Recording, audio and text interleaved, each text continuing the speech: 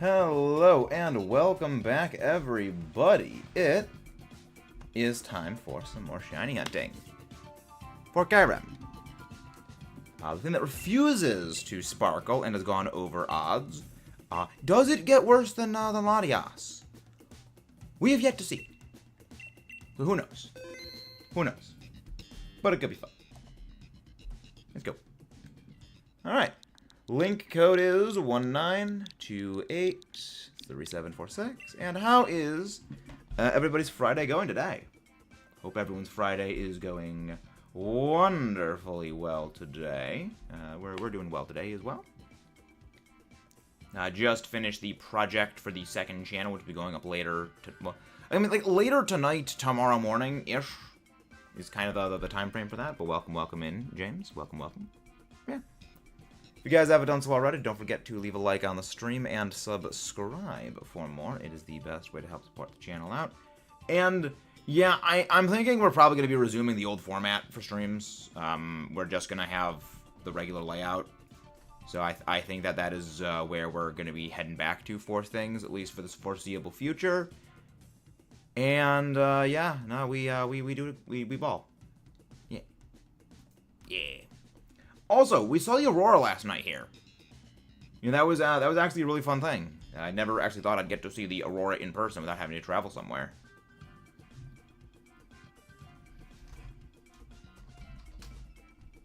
Yeah, that was an interesting thing last night. It was fun. I never really, yeah. And if you guys are watching on mobile view, double tap the screen. That is the way you leave a like. Thank you very, very much. Yeah. It's been something.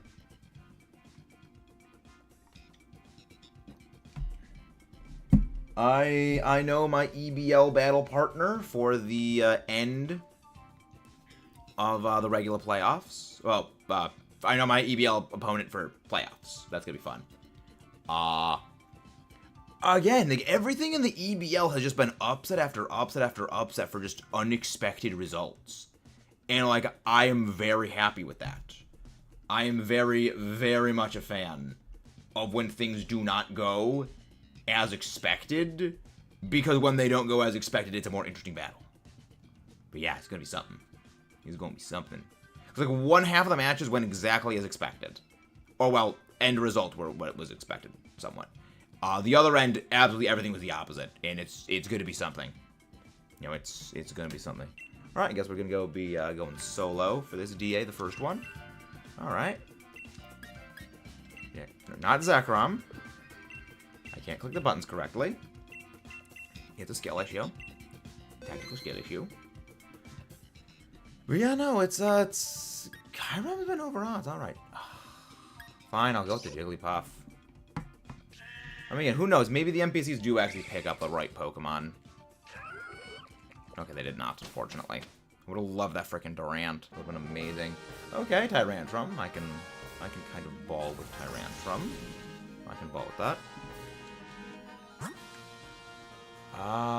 Sickle, Pukamu. Oh my gosh, these options all suck.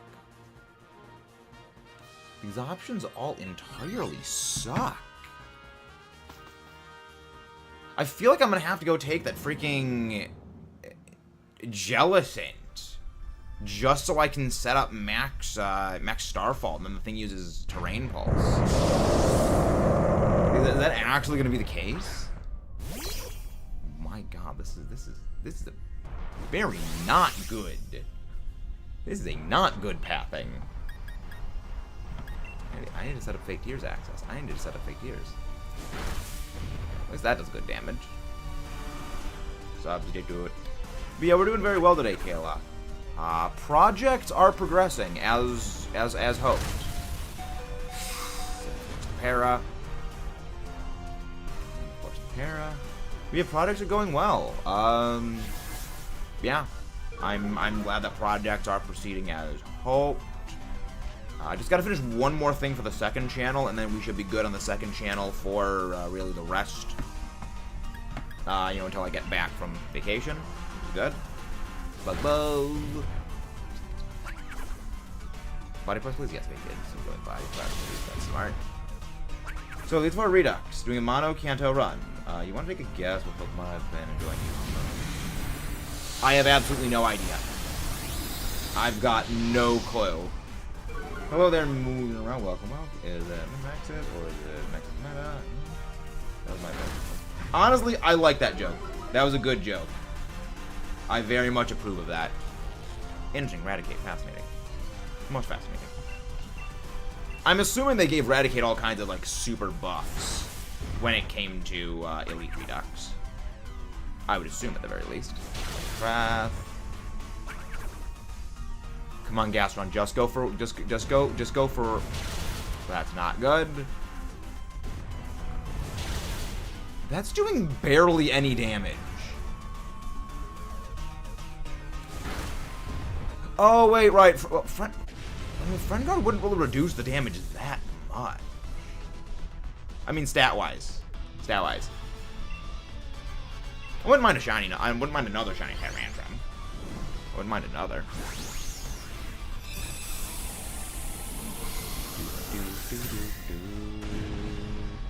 But yeah, no, we're doing good.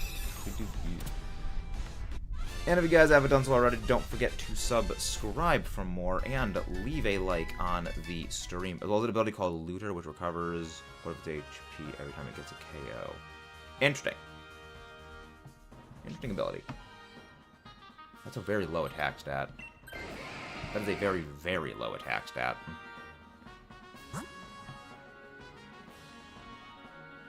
Yeah, we're gonna need to gamble on this. We are going to very much need to gamble on NPC taking this, and then I will need to take the frickin' Jellicent.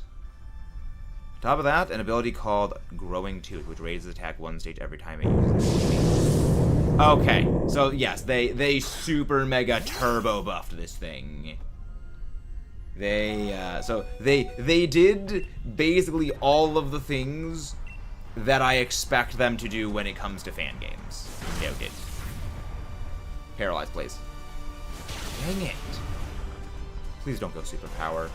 Of course you freaking jackwagon went superpower. I don't disagree. We've also got to remember, James, when it comes to Pokemon games, not every Pokemon needs to, and most importantly, should be good. You do always need those bad Pokemon.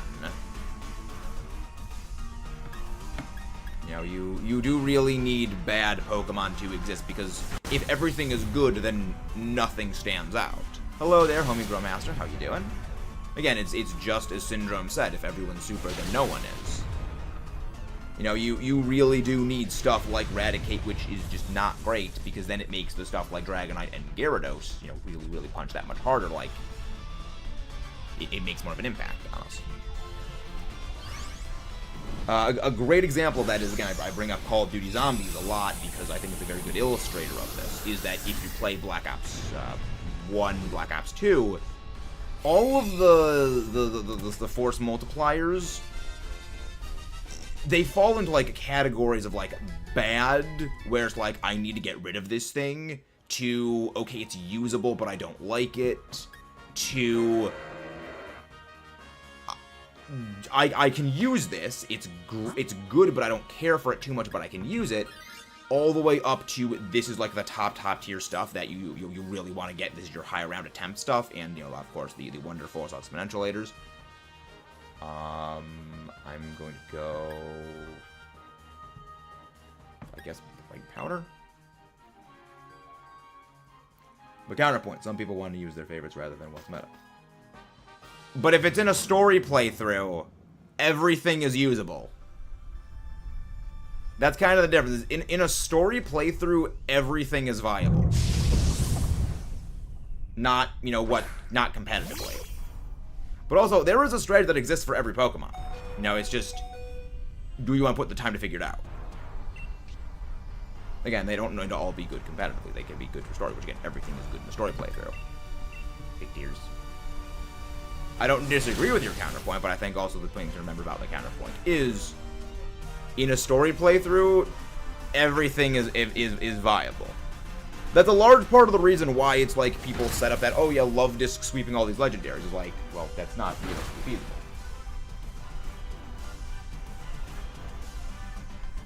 Of course, Gal got knocked out. Exactly, yeah. I'm saying. Well, yeah, but again, is in a story playthrough, what's meta kind of doesn't really apply. Because again, it's single player story mode. That's kind of a whole separate can of wormhole.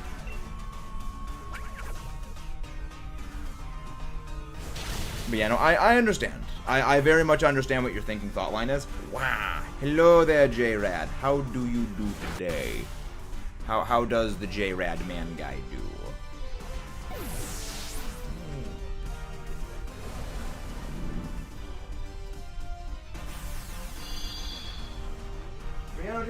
I was surprised we got the Aurora here yesterday. I was very pleasantly surprised that we got the Aurora. Oh yeah, right, it's the weekend over there. Alright, nice. Grass Cloud. Everybody's working for the weekend. Thunder.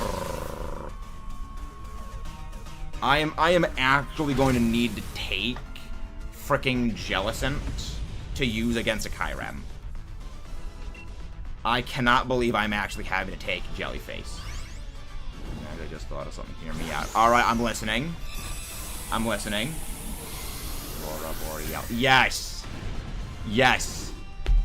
I love it. Aurora Borealis. That's... yes. That is a yes right there. I will take this. Okay, they were all swapping out. Good, I'm glad I did. Well, I mean, they also got wide lens, like I could still use focus miss, like to a decent degree. What are your thoughts on at some point? Not saying this is gonna happen. Hypothetically usual, adding not enough flame more, but inflicts frostbite. Well, the thing is, frostbite doesn't exist. As the status condition, frostbite doesn't exist. That only existed in Pokemon Lemon Abacus. But for something like that, the item is the Toxic Orb. Maximo Starfall. Hello there, sheep. Welcome, welcome. How do you do?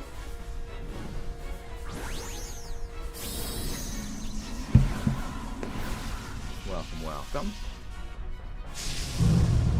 Yeah, Quick Feet, that's a 50% speed boost when statused correctly.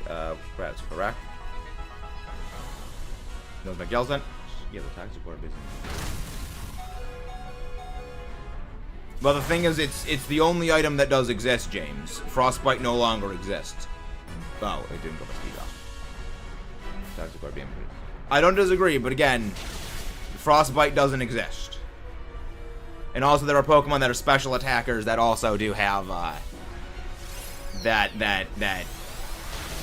are special attackers that would be negatively impacted by Frostbite again. It's kind of a thing of, it's an imperfect solution, but it is the only solution that exists without having to radically redesign the entire game.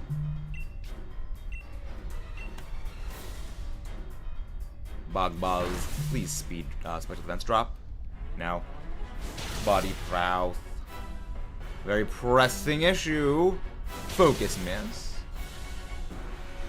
I mean, I guess Focus Miss does do more damage than Terrain Pulse, Misty Terrain. I mean, I don't know if they do this, but again, they possibly do. Again, the type that they could do. Don't. I'm going to go with the Quick Feet. Of course, speed drops to AC 8. Yeah, that thing is kind of things. Quick Feet. On. I honestly forget, like, there are abilities that function like Guts that aren't Guts sometimes. Because, like, as you said, like, the Pokemon that use them are just kind of irrelevant. Quick Feet. Speed increase by 50%. Paralysis. They can still be paralyzed by paralysis, though. Yeah, that's what, again, it's Quick Feet is really more designed for basically anti-paralysis more than anything. Hello there, Victoria. Welcome, welcome. Wait, Jolteon gets quick feet? What? Well, Jolteon's only abilities were Volt Absorb and... Like Volt Absorb. Oh, it's its hidden ability. Huh. That feels honestly kind of useless, all things considered. That actually feels kind of inconsistent. I'm not inconsistent. That just feels kind of useless. Because like Jolteon's already just super Noom. No shiny Tyrantrum. No shiny Explode. Wait. Is that a shiny Jellicent? That looks different. No.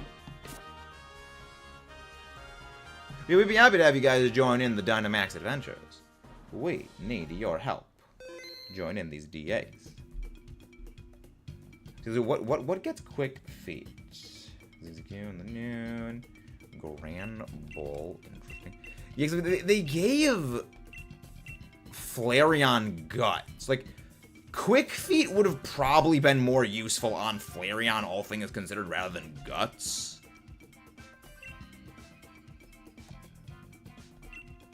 But like, hey, you know, it doesn't make sense. Like, I mean, giving like a special damage boosting version of guts to Jolteon probably would have been the better play than, you know, giving it like, I don't know, that just doesn't make sense.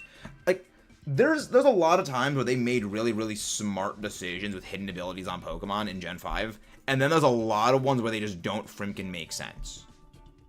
But how you doing, guys? How you doing? And if anybody wants to join in the Dynamax adventures, we are more than happy to have you guys pop in. Really, Shroomish has quick feet. Huh. The Venipede family formerly had it, but then they were changed over to Speed Boost. Interesting. Most fascinating. Speaking of Gen 5. Gen 5 best gen. Gen 5 best gen. Via DM. Okay, so this requires a little bit of an explanation. So you are familiar with what BHM is based on, correct? You are familiar with the inspiration of what BHM is.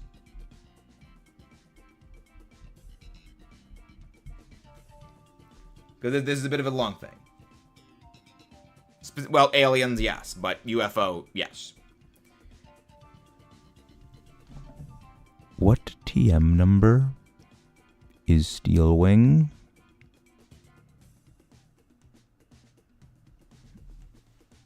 What TM number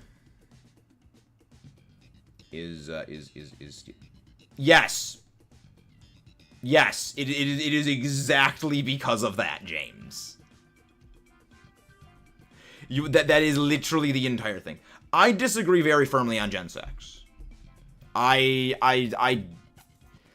think a generation which needed to prop itself up entirely with nostalgia pandering fundamentally is flawed, because the entire purpose of it is basically to build an entire new iteration of a series predicated entirely on look at why the past is better fundamentally prevents that thing from being a good incarnation, because fundamentally what it is doing is saying the new stuff is not good.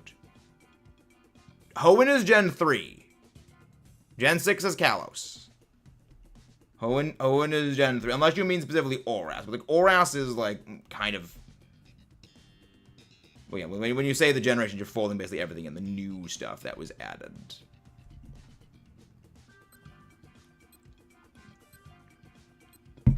In a generation.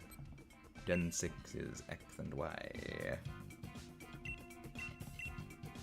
It's like saying Generation 7 and referring to the Let's Go Pikachu, Let's Go Eevee games. Those are Gen 1. I guess we're going solo. Let's go solo again.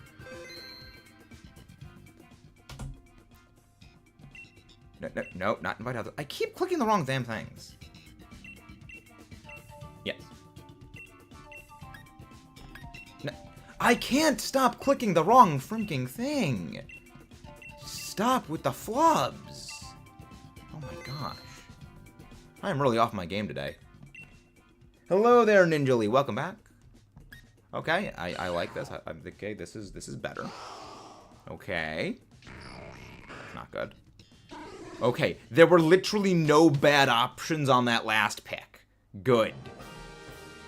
There were no bad options.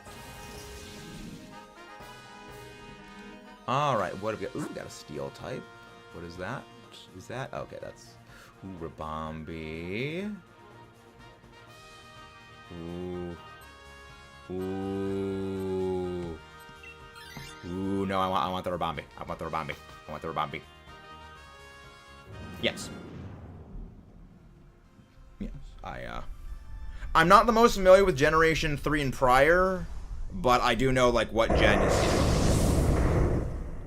Hello there, Kaneko Neko. How do you do? Hope you're doing well. My googly moogly, my brain is. I mean, okay, you're not the only one, Victoria. It's good to know I'm not the only one that is just full-on smooth brain at the moment. Oh, no, those are just the successful ones, Ninja Lee. Those are just the successes. Those are simply the successful DAs.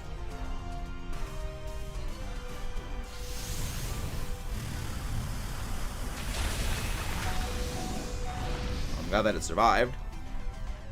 Good survival. Yep. Got on Cresselia. Nice! What method I can't even speak.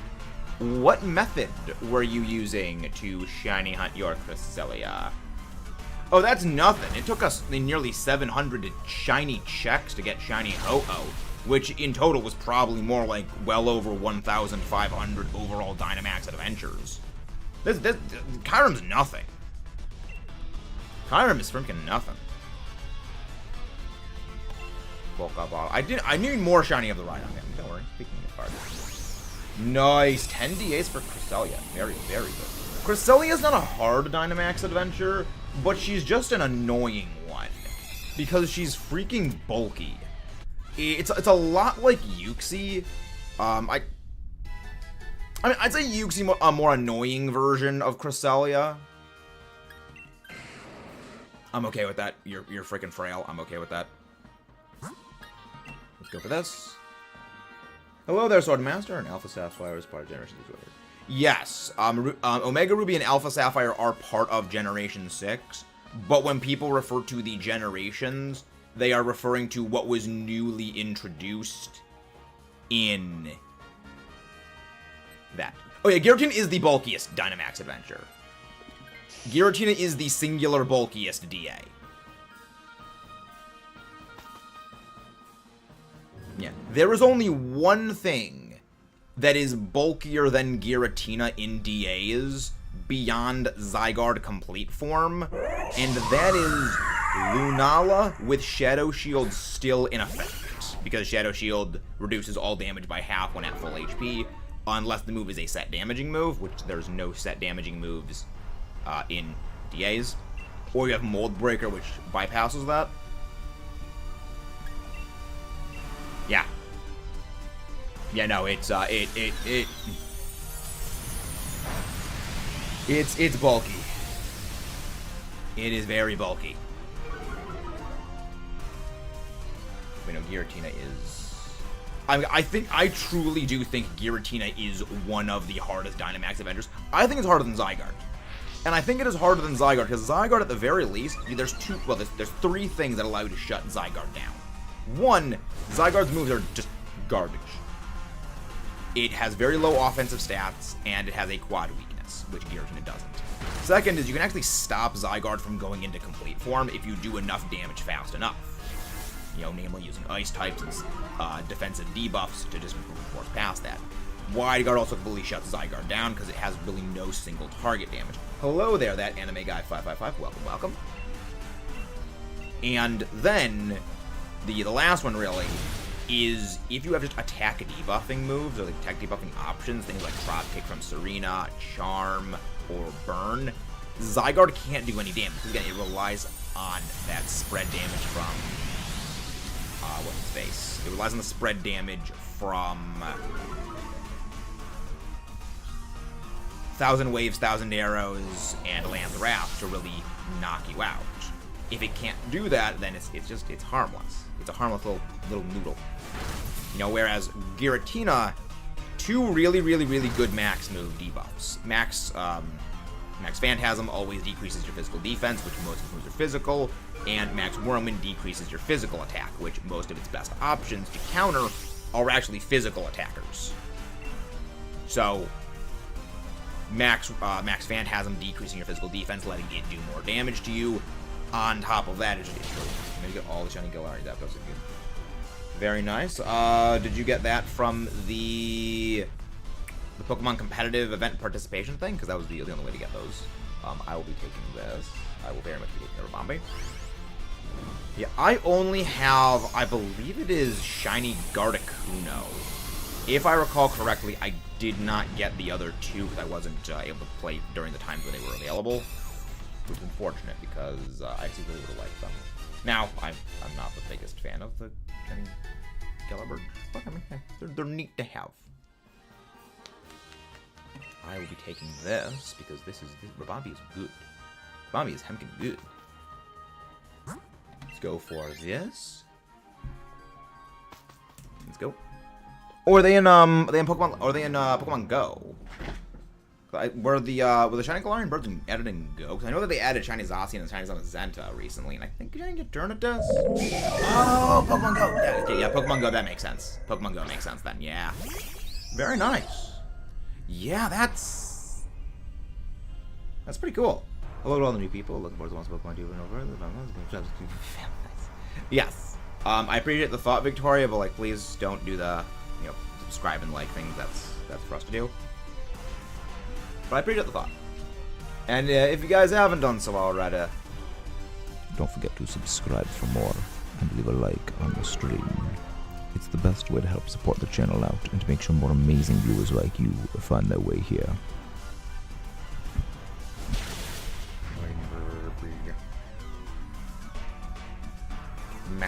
I'm glad it didn't set up rain. Glad it did not set up the rain. Yeah, that's cool. Yeah, I have very mixed feelings on the way that they handled the Galarian Bird's shinies, because a part of me does genuinely like that the shiny for them is just the same color as the base color scheme of the Cantonian versions of them. At the same time, I'm also like, you really just reuse the base color scheme, which they've done actually for a lot of the previous shinies of like regional variant things, like Shiny Decidueye is just the same color scheme as regular Alolan Decidueye. Yeah, no, I have mixed feelings. Like, I like it and I also don't. It's, again, mixed feelings. I don't think Dynamax or not, it would be good to play with the Pokémon. Possible. I could see it. I could see it. It would cheat from the rain. I mean, Dynamax wears off after a bit, so there's also that problem. Couple of them. Not switch out.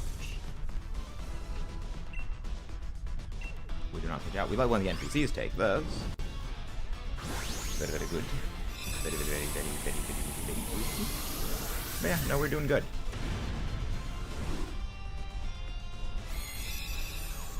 Yeah, no, we're gonna have a real interesting draft league match going up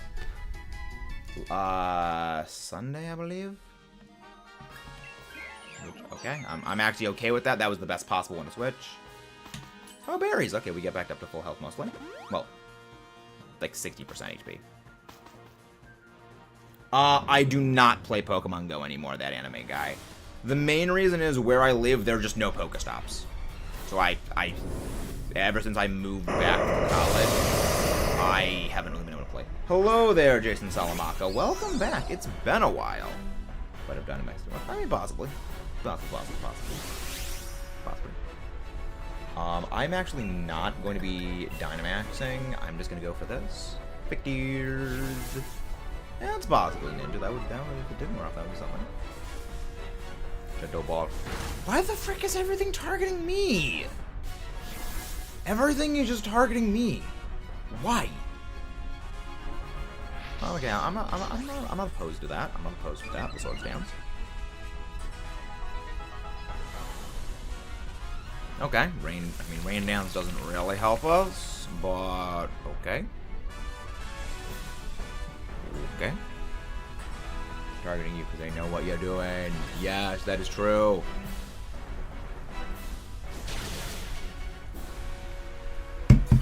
But the good thing is that we can heal.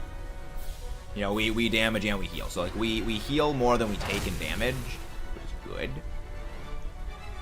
Foul play. Why the frick are you going foul play, not snarl? Frick. Good. Moonblast. Yeah, that's the damage I like seeing. That's the kind of damage I like to see. That's not good. It freaking knocks it out, unfortunately. It's not good. Oh, that crit mattered. That crit actually mattered right there. Sadness. Because the rest are NPCs and you just follow me.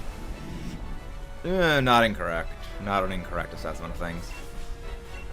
I feel like we get outsped here. Yep. I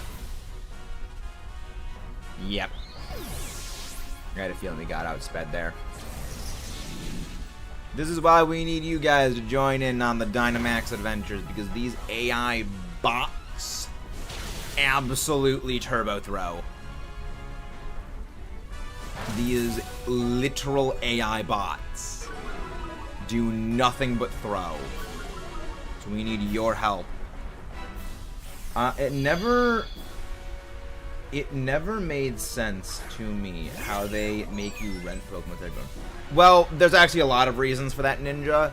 The big one is that if you were able to use your own Pokemon, you'd be able just to brute force through everything like it's just a joke. The whole point of Dynamax Adventures, well, technically there's 2 points of it. The main one of the 2 points is it's to force you to work with other people in order to win. You know, that's something like, say, Pokemon has been doing for a very long time, and actually the original origin for why it is there are version-exclusive Pokemon.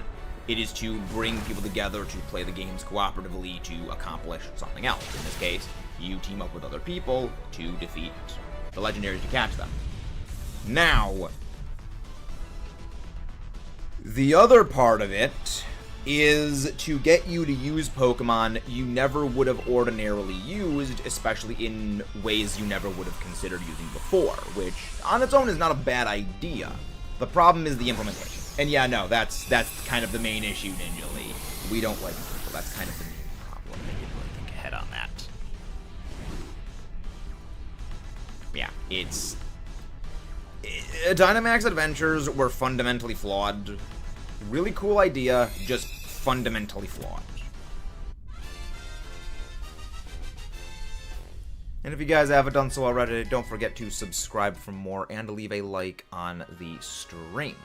No shiny Rabambi, no shiny Shiinotic, no shiny Kyurem. Yeah, it's the main issue was just, it's a neat concept, it just doesn't work in actual practice. Alright, let's try this again. And if you guys would like to join in, we are always happy to have you guys pop in for some Dynamax adventures. Lobby is up. Let's go. Let's go. At least they let you use your own premiers. Like, I don't dislike the Premier Ball, I just don't overly care for it. If I'm gonna catch something in a Pokeball that is not the Luxury Ball, I actually just straight up prefer the generic regular Pokeball. Again, I have nothing against the Premier Ball itself, it's just, I don't know. I do, there is an aesthetic appeal to the original Pokeball. I don't know. Just, I don't know. Hi, Late. Nice to meet you. I'm Maxus. Premier Ball is just everywhere. Yeah. Again, I don't dislike the Premier Ball. It's just, I don't care for it as much as other Pokeballs. Again, not bad, just not great.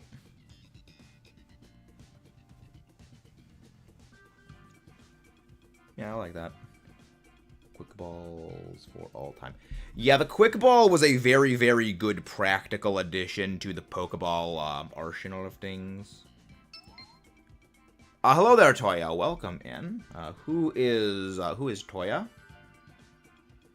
Welcome, welcome. Welcome, welcome. And if you guys haven't done so already, please don't forget to subscribe for more if you're enjoying the content, and leave a like on the stream. Oh, it's Midnight, sorry. Remember, Midnight Grand, there's a lot of people that come into DAs. There's a lot of people that come into Dynamax Adventures, and I'm very bad with names.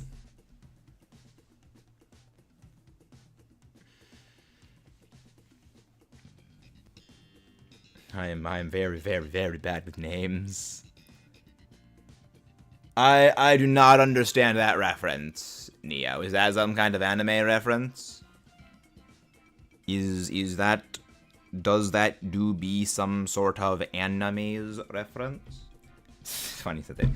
I don't watch many anime, actually. Speaking of that anime guy, I do plan to watch more anime in the future. Our secondary channel, Max Allo, I'm actually going to be talking a lot about that. We are slowly finishing up the end of Attack on Titan, and we've got videos that are going to be covering that in the future. When I get around to watching Dragon Ball, I will be making a video on that. The whole plan of, like, watching these, anime I haven't seen before, sort of step by step, is as I go, I will be sort of making it, okay, I finished, season 1 of this show. These are my thoughts on it so far. Just finished, like, season 2, 3, etc. And that's kind of how the whole plan that's going to be going for. Miltank. Hey, YOLO, welcome in. Here's season 7. Gren? Remember what we said about the instructions.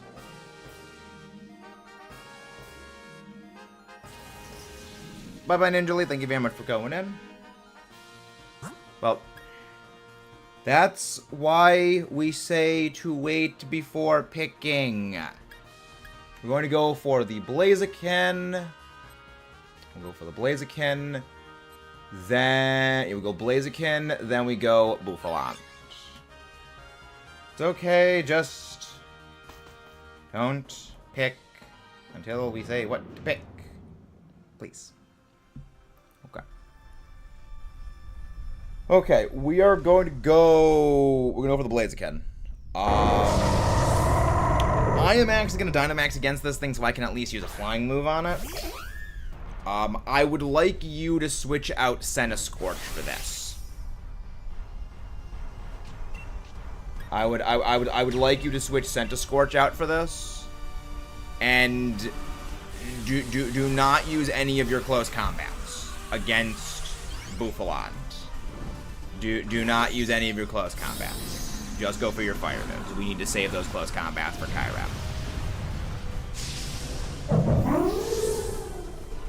Thank you. I remember I actually watched a lot of My Hero Academia. The last I remember was there was like a breakout of the villain bad guys from a place. That was the last thing I remember.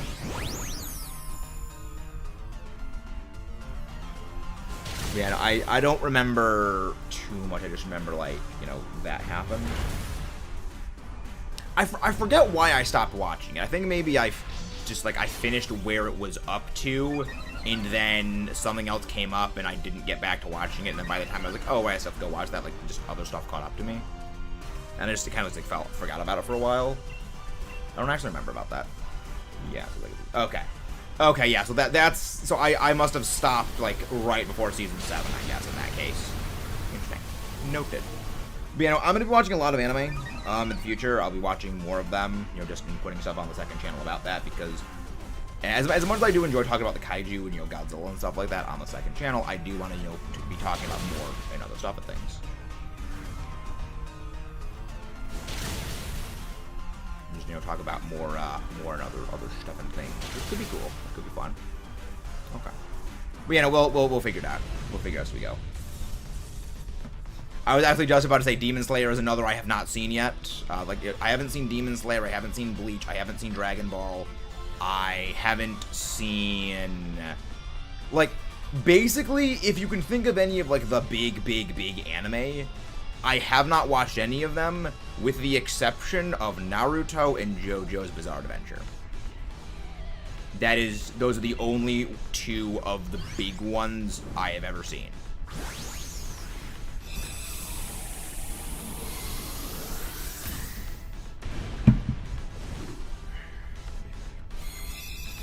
I have no idea what Blue Lock is. Yeah, I know, it's... The amount of anime I have seen is Naruto, JoJo, Gurren Lagann, finishing Attack on Titan at the moment. So no spoilers, or you will be blocked. Get a bit of My Hero. Kill la Kill. We're gonna go for the normal type.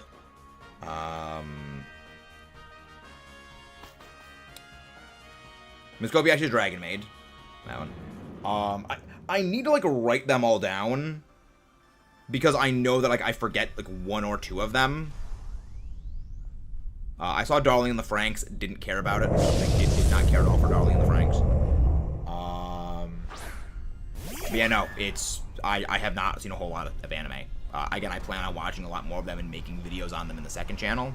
Just, again, because, that could be something you need to cover. I watched part of that. The last thing I remember watching in Akame ga Kill was, something about...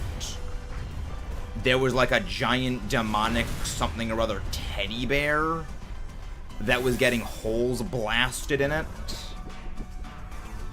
by something. I don't know. That was... That is, the last thing that I remember. Was just something along the lines of, there was just a teddy bear, demonic whatever the frick, and it was getting holes blasted in it by something. I don't know. But yeah, no, it's... there's a lot of anime that I have not seen yet. Again, at some point I will be watching them. I don't really remember them, and again, at some point I'm going to be watching more of them, but again, those are future projects. Those are future projects to be covering. So, if you would like to see those, when we get to those, subscribe over to our secondary channel, Max Allo. And don't forget to subscribe here as well, ladies and gentlemen. Soccer anime. Fascinating. But yeah, no, I do read all the messages, YOLO. I do read all of them, I just don't read them verbally all the time. But yeah, no, I need to at some point make a list of all the anime that I have ever seen. Frickin' course, I got parried. Because it will be a lot easier for me to categorize, just list them all out. What I need to do is I need to write them all down, and I need to save that as a separate soundbite. So that way, when I need to just insert into anything, I can just play that soundbite, and I don't need to list them all out. But yeah, no, yeah, Midnight. I saw Akame ga Kill, I think, 5, 6, 7 years ago, or whatever it was. I still saw it, I was in high school. I literally remember nothing about it. I remember because I only remember the time frame because I was still taking my Latin class in high school at that. So that was well over half a decade ago that I saw this. So I remember nothing about it. Other than there was some blue-haired lady with ice powers who was kind of hot. And that's all I remember.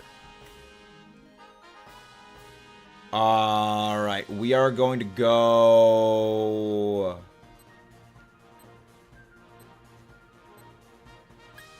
We'll go for the Togetic.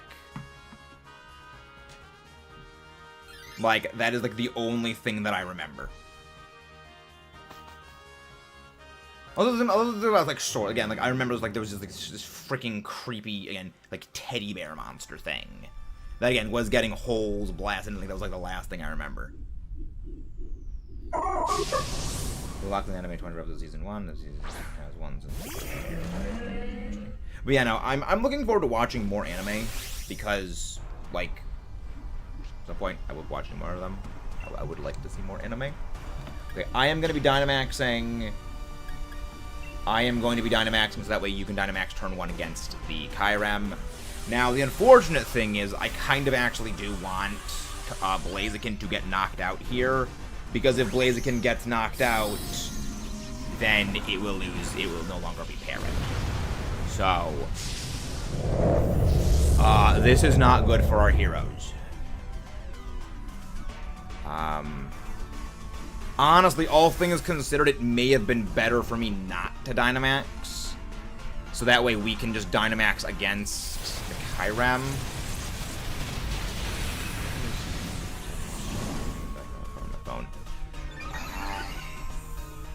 Well, I would say Capture Card is the first thing to get. Do not listen to anyone that says you need to get an Elgato. Like those freaking $300 flip-off Capture Cards. The one I have is like, is this. It's literally like a $20 freaking bargain bin basement Amazon.com bootleg whatever the heck capture card. That was, again, like $20, and we got this thing, like, 5 years ago. And it obviously, as you can tell, it's still working. So anyone that says, like, you need an Elgato is freaking coping. Like, this is what I think. This is what I think.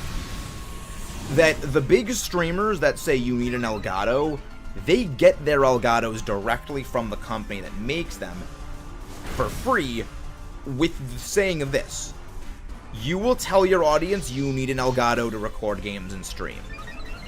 So that way it drives the gullible people who want to be like, you know, the big streamers over to the company.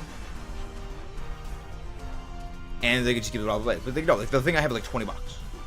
And it still works. It's crazy. What would that be? I have no idea what that currency is. I have absolutely no clue. Now, again, I mean, I also got that, you know, 5 years ago, so inflation and just currency changes just completely destroy everything. I've actually got no clue. Like, I really have no idea. Okay, so we are not going to be Dynamaxing the Blaziken upon further inspection of plans. Just go coaching turn 1. See if you get, like, just go coaching. Oh, British. I have no idea what the conversion rate would be. I don't know conversion rates. You'd probably need to go and, well, first you need to adjust what the currency back then is to the currency now, and then adjust, you know, okay, what's the conversion rate? It'd be a couple of conversions. Yeah, I honestly have no idea. Oh, thank God it did not switch out the freaking Deblade. My biggest worry was that Deblade was gonna switch out.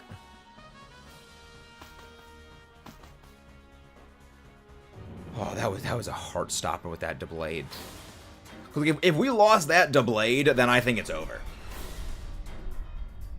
Because, like, I don't have good moves, but, like, the Deblade has a stab, super effective steel move.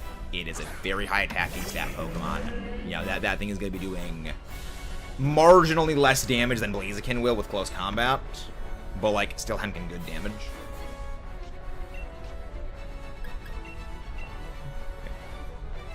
And if you guys haven't done so already, don't forget to subscribe for more and leave a like on the stream. It is the best way to help support the channel out and to make sure more amazing viewers like you find their way here.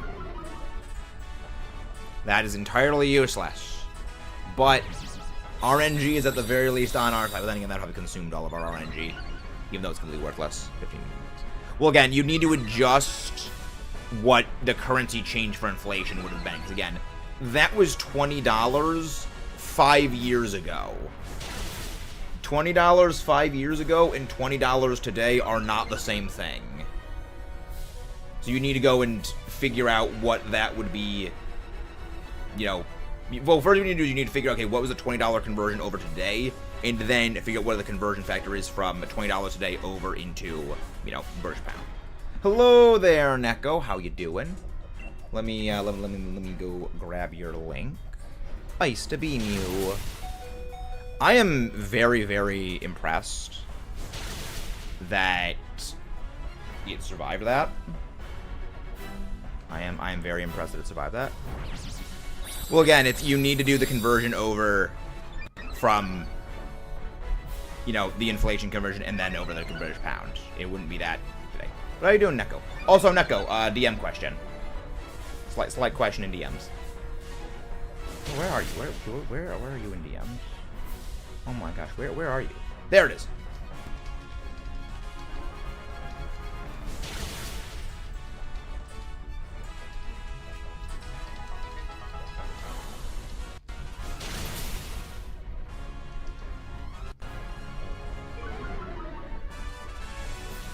There we go. You question DMs. Hello there, Ramses. People survive the hurricane. Yeah. I mean, people in Florida are built different. Florida people are built different. They're like poles. They are assembled different from the factory. It is terrifying how built different they are. Okay, that's good. Okay, that's good calculation. There's not much of an increase. Oh, that's good. But yeah, no, it's the hurricanes. I mean, it is hurricane season. It is hurricane season. Like, I think a third or fourth one is on the way. Like, it's... I don't know who pissed off Mother Nature, but Mother Nature is not having a good time.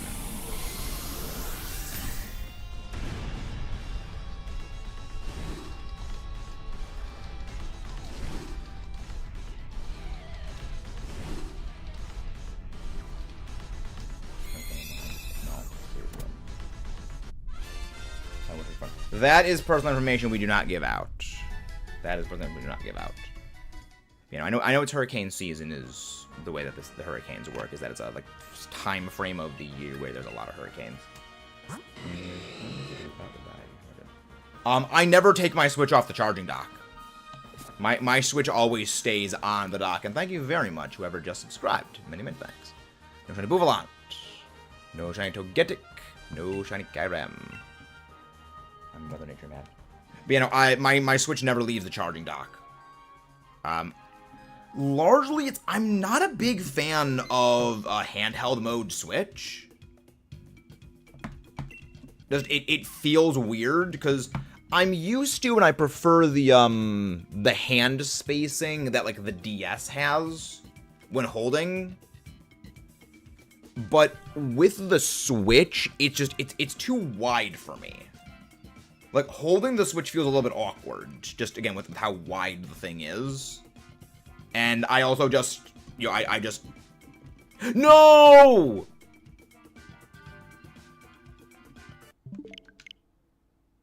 Okay, let's see if it keeps it. Let's see if it keeps it. I accidentally clicked the B button. I also I prefer, controller.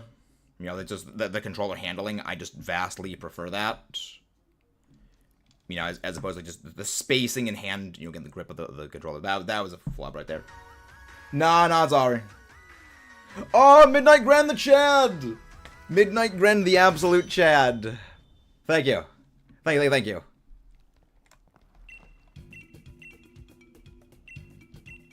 We still got it. We still got it. We still got it. We reset before we lost it.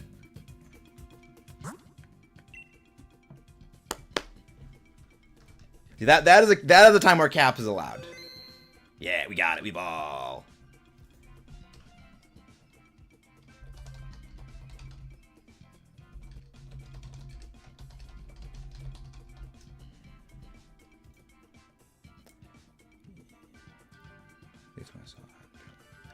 Okay. Okay. I'm glad it wasn't just me that noticed that. Okay, let me send it over to Game Boy. Let me send it over to Game Boy. Because Game Boy is going to be interested.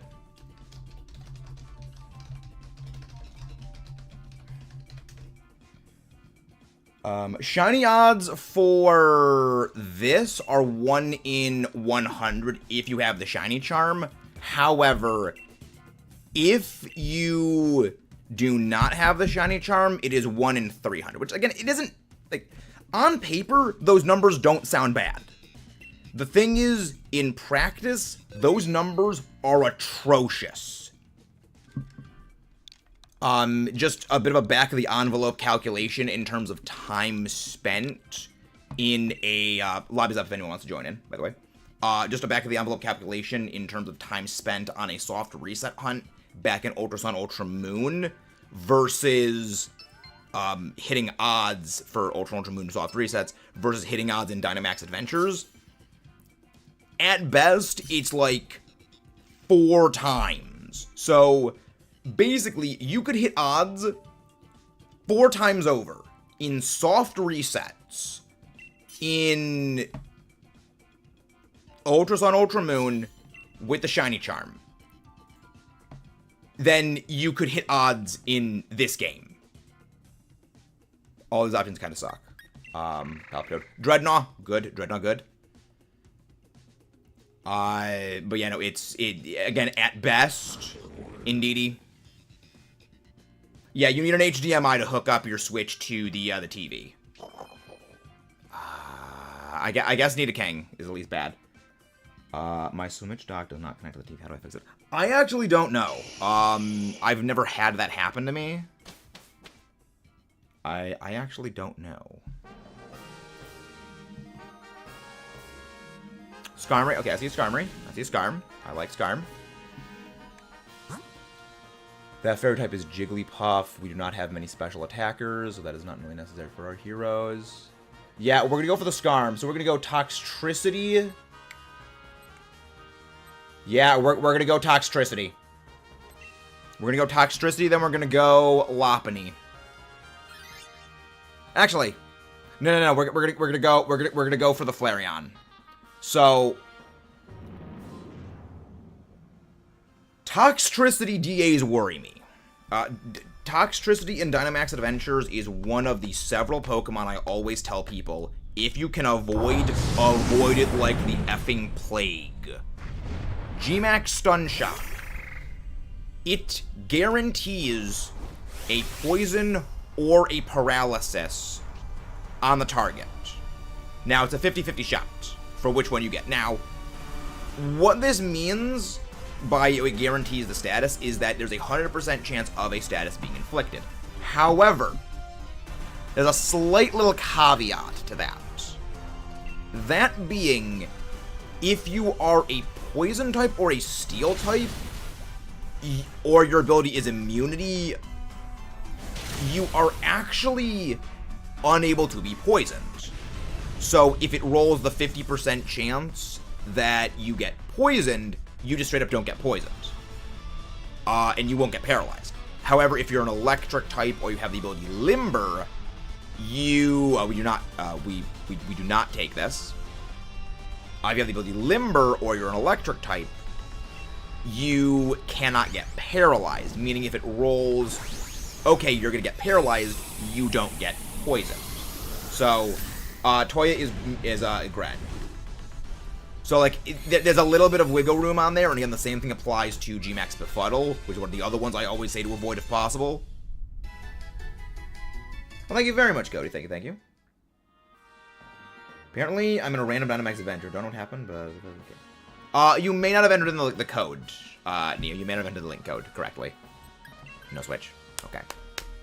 But yeah, no, Gmax Toxtricity is one of the DAs I recommend avoiding because of that, where again, Omni status is just a huge problem. Same with Butterfree. We're gonna go for the Flareon. Like, I want us to see if we can get some better items. You know, items could be good. The items could be good.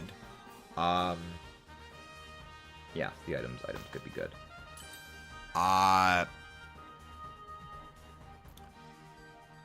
Okay, Lorb. I will take the Lorb. So I am going to be switching out... Well, depending on what Kayla gets for the Nidoking, will probably determine things.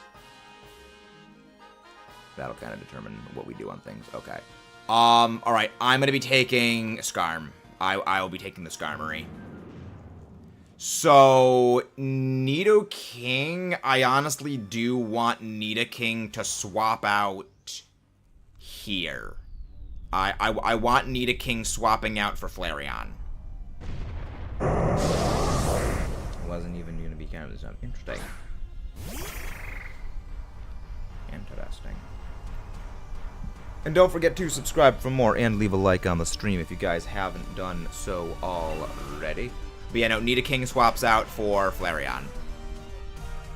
Nidoking swaps out for Flareon. And I'm going to be swapping out for... well, it's not a dog. The entire Eevee family is not specifically one animal or another. It's a combination of traits from a number of different organisms. Also, guys, remember, do not Dynamax unless otherwise told to Dynamax. Remember, guys.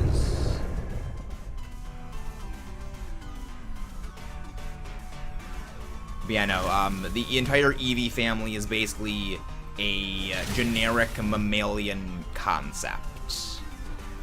Is essentially what they are. The only Pokemon that are shiny locked in Sword and Shield are Zacian, Zamazenta, Eternatus, the starters, the gift G-Max Factor Charmander you get from Leon. I believe the other two Kanto starters you get in the Isle of Armor. Kubfu, meaning Urshifu, is also shiny locked. And in the Crown Tundra, the Galarian birds,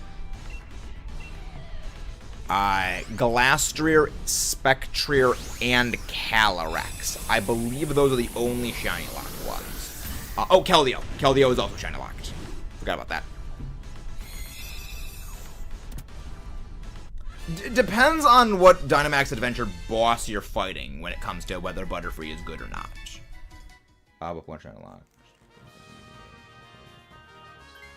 Also, again, guys, do not Dynamax unless otherwise told to Dynamax. I have a very specific message on his actions on this event. Well, the thing is, that's not a very odd method. You can't shiny hunt it. But also, that's not, shiny in-game. That is, you have to receive it from an event source. That's not really shiny, but that's not... They're also talking about specifically in Sword and Shield. But yes, Keldeo is shiny locked. I keep forgetting Keldeo is available in the game because...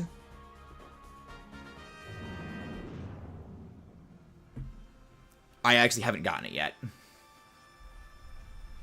I haven't actually gotten the Keldeo yet.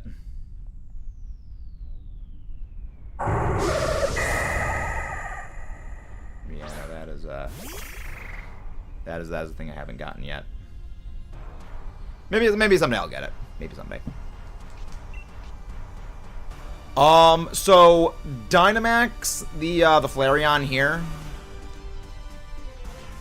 Dynamax the Flareon here. So that way I can Dynamax turn 1 against the Kyurem. About burning water. Oh, right, yeah, Poipole, the Gonadel, and the Type Null as well. I forgot about those. That is true. Yes, Type Null, Poipole, and the Cosmog. That is true. I also forget about those. I also haven't done those things yet. Well, I have the Type Null.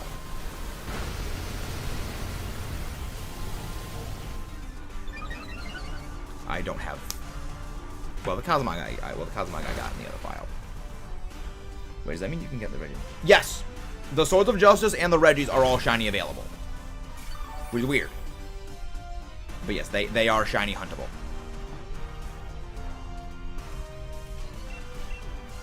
Gold. But yeah, Dynamax, the Flareon. Here. They include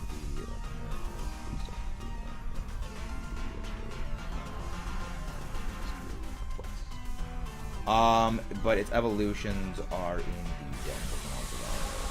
Yes! You can get Solgaleo and Lunala shiny. They can be shiny hunted. So, those are them. We've also shiny hunted both of them already. Both of them were under odds. Very heavy under odds, too, by the way, which I'm actually very happy about.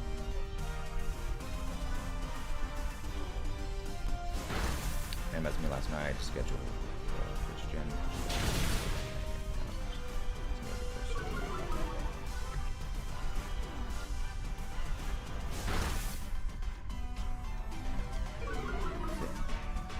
Even the Ultra Beasts.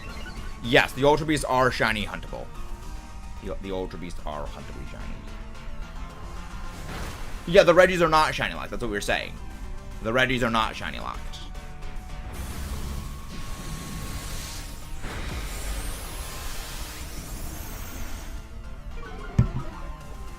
Currently helping a buddy hunt for a Blacephalon maybe at a time. Hey, Kayla's also hunting for Blacephalon. Kayla is also hunting. Where's shiny legendary? Shiny Regirock. Shiny Regirock is probably my favorite shiny legendary.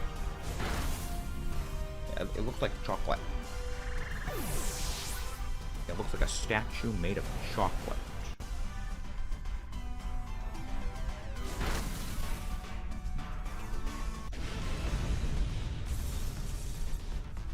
Reggie appeared in... I mean, I haven't seen anything from like Horizons. I haven't seen anything from like the Alola anime end of the Alola anime onwards. But I know all the Regis from Generation 3 and Generation 4. So Regigigas and the original 3. I know they appeared in the anime. I don't know about the other Regis. You know, Regieleki and Regidrago. So I wouldn't be able to help with that. What's that one? Yeah, Shiny Rayquaza was never really one that struck me. It never really like jumped out at me personally. No, but again, that's kind of the great thing about Pokemon is everyone does have an individual personality. Okay, so now, all right. CEX, just go for Mystical Fire against Kyurem. Just go Mystical Fire. Oh, good, good. New items. Second layer of items. I do more damage with Life Orb.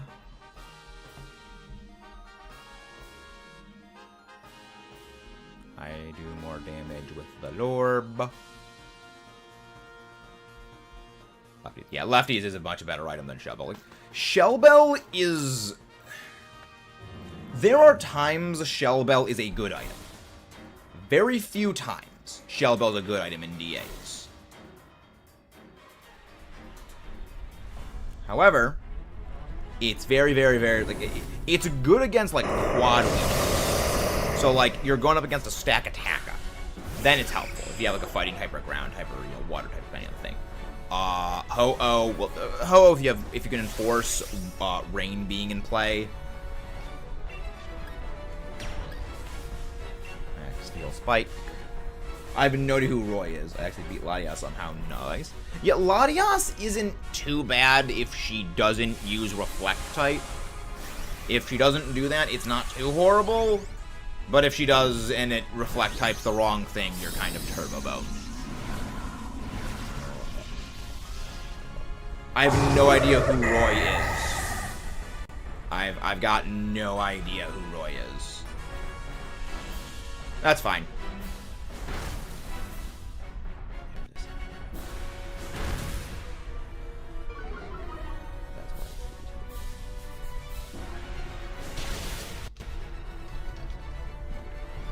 No Sucker Punch left, but we get it. Nice. Well, you had Maractus? You had Maractus? gosh. Yeah, I said, Gren, I haven't seen Horizons. I have seen nothing of Horizons. Yeah, but the last thing of the anime that I saw was the end of Alola.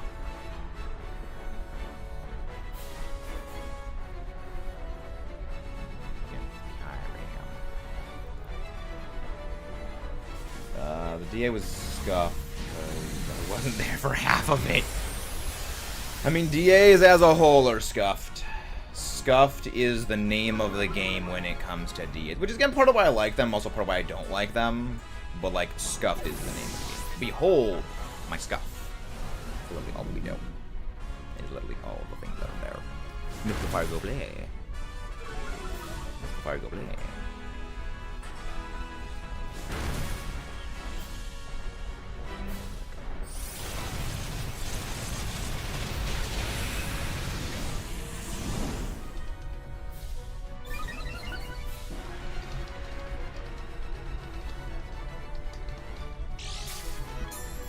Not gonna join the Kyurem ones. Sounds good, Neo. Have a good rest. Have a good rest. Uses the DA. Wait, we're going again. It's first started gift for Pokemon skill. I'm not really sure what you mean by that.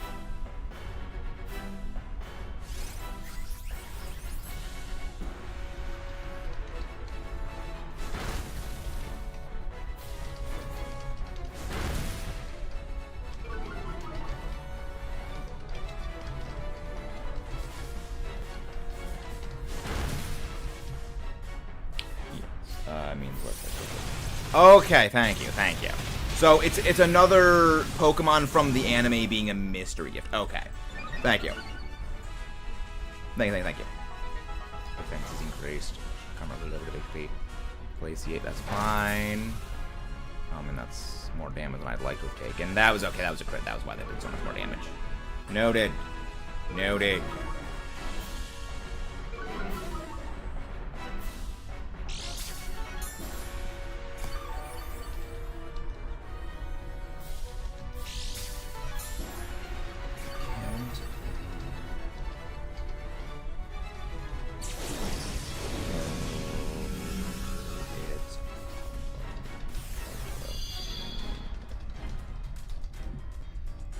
Place or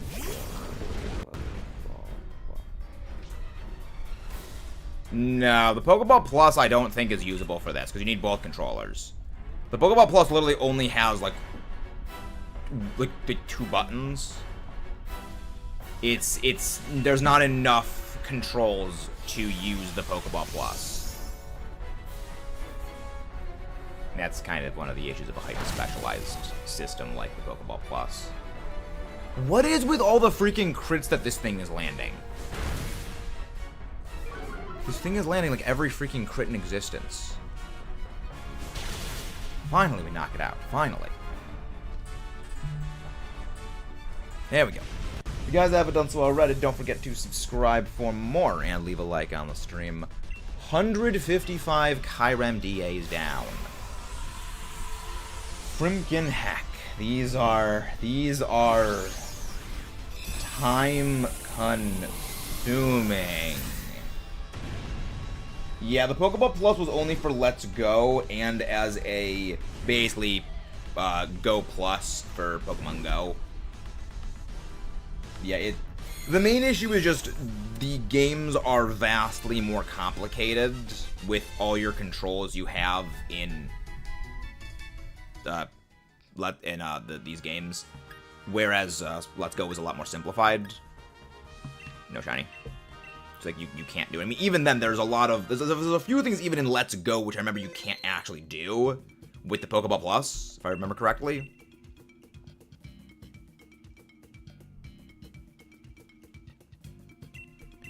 Yeah, it was a really cool idea, but it's just like, you know, it is. I mean, that's kind of one of the things that I never really understood is like the whine to hear the Pokemon's cry. Is that like I mean, again, for me, like it's game. Like for me, it's like gameplay is like 99.5% of everything, well, gameplay and story is 99.5% of everything. So it's like the cries and the Pokemon following behind you never really kind of like was a huge big deciding factor for me, because the way that I always saw it was like, to program all of this, they had to spend time programming. Let's hello Dom, welcome in. They had to spend more time programming those. But yeah, if you guys were in the last one, wait a minute and a half before joining in. But, you know, it was like, you know, for something like that, they need to basically spend more time programming those things than they could have spent, like, more, programming more content for the game. So it's kind of like, I mean, again, the way that I think about things is different than I know most do. But yeah, that was kind of always, like, my thing is, I never really understood the wanting the Pokemon to follow you type thing. No, Tab, it's okay. No, Tab, it's okay. For the future. If anybody wants to join in, feel free to pop in. Link code is 19283746. We are always happy to have you guys join in. Alright. Let's go. Let's go. Yeah, the Go Plus was basically just a way of getting a Mew. And again, you could use it as a controller for Let's Go, which again was a pretty neat idea. But, like, in terms of actual, like, playability, actually, again, there's a lot of things you can't do with it, like, again, for controls, which is why you can't use it for other things. All these options kind of suck. Machoke. Okay, Machoke is at least a good one. But I think that they wanted it because it features yellow. Orbeetle. Yeah, like... That's kind of one of those things where this is why Seedrop, like that's kind of like the perfect example of one of the many reasons I'm practicality over like that kind of thing, because in the grander scheme of things, having a Pokemon, you know, shout out its cry like every 5 seconds or something like that, it realistically doesn't add anything to the gameplay. I see a Berserker. Like, it really doesn't add anything to the gameplay itself. Again, it's neat to have, but like, it doesn't add anything to the actual gameplay. And for me, like, it's that gameplay is the thing. And again, it goes into nostalgia and atmosphere. Hello, Flam, what are you doing? Favorite, what's your favorite? I kind of like Blaze Breed Tauros the most of the 3 ones. I have Orbeetle, tell me swap. We are gonna be swapping out things. We are gonna be swapping out things. So I would ideally like us to get the Mean Shao, and we're not gonna go for the Berserker actually. Rude. So actually no, we're gonna keep the Orbeetle. We're gonna keep Orbeetle. So what we're gonna have for our final lineup is it's gonna be the Mean Shao. It's gonna be the Machoke. And it's going to be Armaldo. Hello, Kit. Hey, Kit, how you doing? How you doing? How do you do? But yeah, no, against the Mean Shao, do not use Dynamic Punch. We need to save all of our Dynamic Punches on Machoke. Machoke saves Dynamic Punches.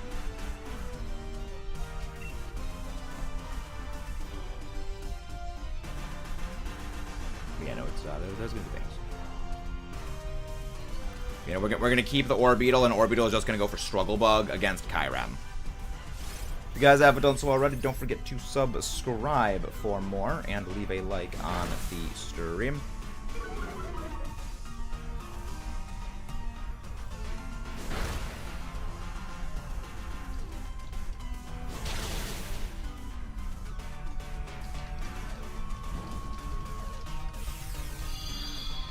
Not even once for the potential to make myself. No. Confusion as a status is the worst status condition there is. Because one, it wears off after a couple of turns, and second, it's like only a 30% chance of Pokemon even hurting itself in Confusion. It's really not good as a status. It's the reason why Pecha Run sucks. Well, one of the reasons why Pecha Run sucks. There's several reasons for that, but Confusion, its kit being based heavily around Confusion is a significant part of that.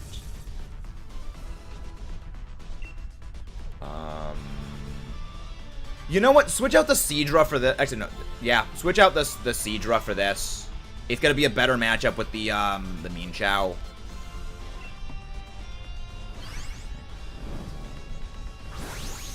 Low health with triple X. Let me ask you that. But yeah, no. Confusion as a status condition is garbage.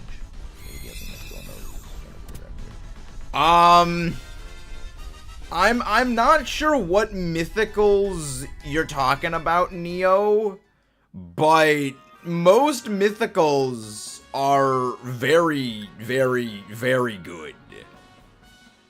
I love Kyurem. Yeah, it's Kyurem, his friend. Yeah, most mythicals are very good. Other than, like, Fione, and that's one of the reasons why Pecharunt is especially a bit of a big disappointment. Go for the Mean Chow.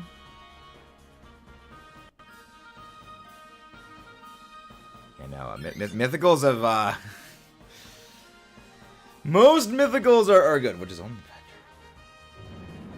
Well, you don't need the DLC to have access to Pecharunt. You can get Pecharunt by trading it to someone who doesn't have the DLC.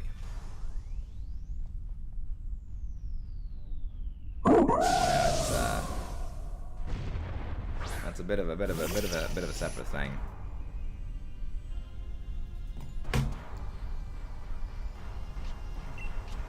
Got a bit of a thing.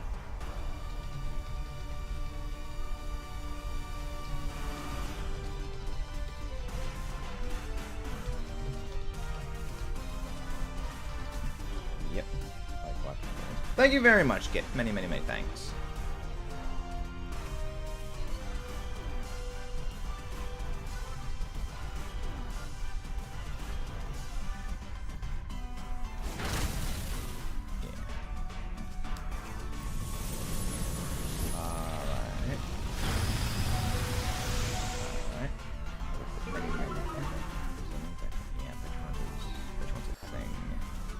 Psychic.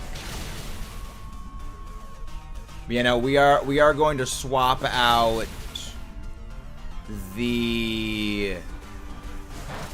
We're gonna swap out the Xatu for the Mean Chow.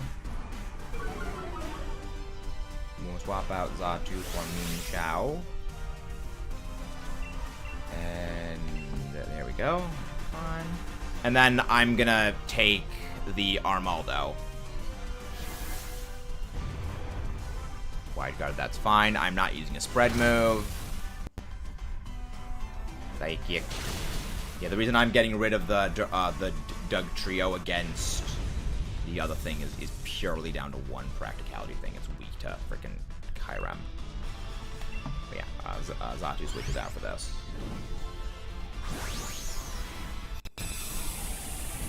Mean Chow very through. Mean Chow very through. I mean, again, we had two Psychic types against it, so, like, we were going to do a lot of damage anyway to it, which I'm glad for. Easy good claps. Exactly. We ball. Good, get out. Okay.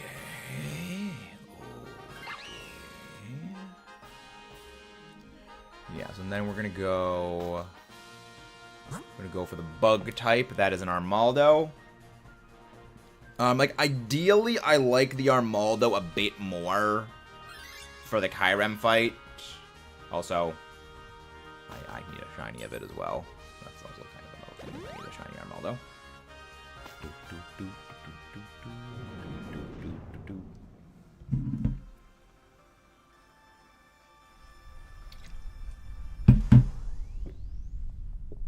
That's Jeffrey. He's Jeffrey the Bug. Bug. Yabago. Mean Xiao's our last one. Yeah, Dynamax the Mean Xiao if the Mean Xiao gets the chance to Dynamax.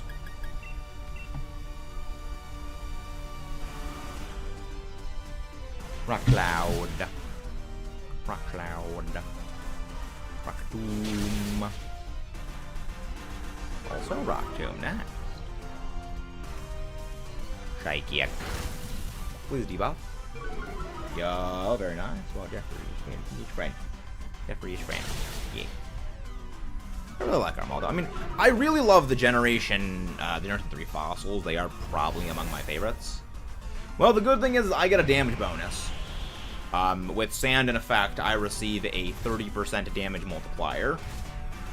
Also, in kind of a bit of a good turn of things, oh wait, no, you don't get knocked out because you don't have 5 HP anymore. Remember, that's the thing. Yeah, I was thinking, okay, that's good because you get knocked out, and that way you can come back with full HP, but not exactly. I like it here because I can look at Pokemon. Oh, nice.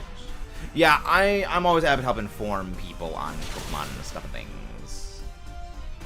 Because Pokemon's a complicated series. Like, the main reason I wanted the Orbeetle to get that debuff is largely because if the Sand came into effect,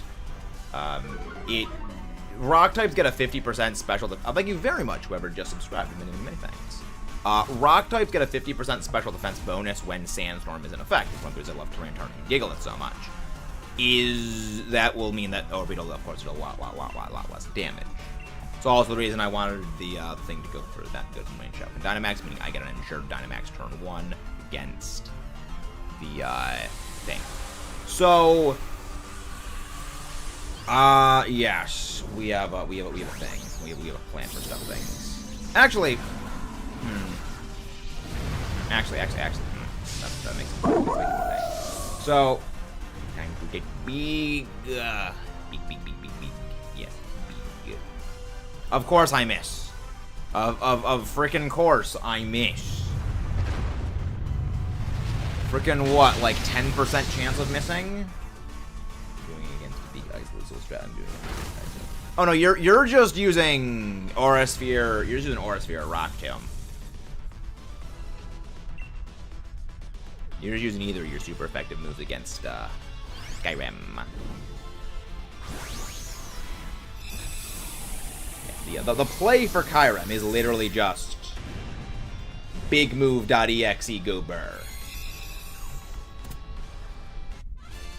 So that is literally all that we do is big move.exe Goober, and I will take Armaldo. Versus Ice Tiger Dragon. Not really, Dom. You are very important because you are using Struggle Bug. You will keep Kyurem's special attack stat down, so that way it doesn't brute force us into oblivion. Now, the Machoke goes for Dynamo Punch. Dragon.jpg. Dynamax is the Armaldo. Technically. Well, you know, I mean, actually, I guess Machoke can be the Dynamax play. I guess Machoke could also be the Dynamax play, because that way it also gains, you know, additional bonuses. We'll play it out. We'll see how it goes. We'll play out, see how it goes.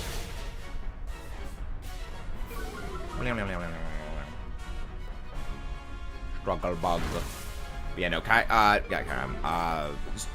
Orbeetle's very important for this fight. That's fine. That's actually completely fine. Smackdown. Doesn't do anything. Dynamo Punch.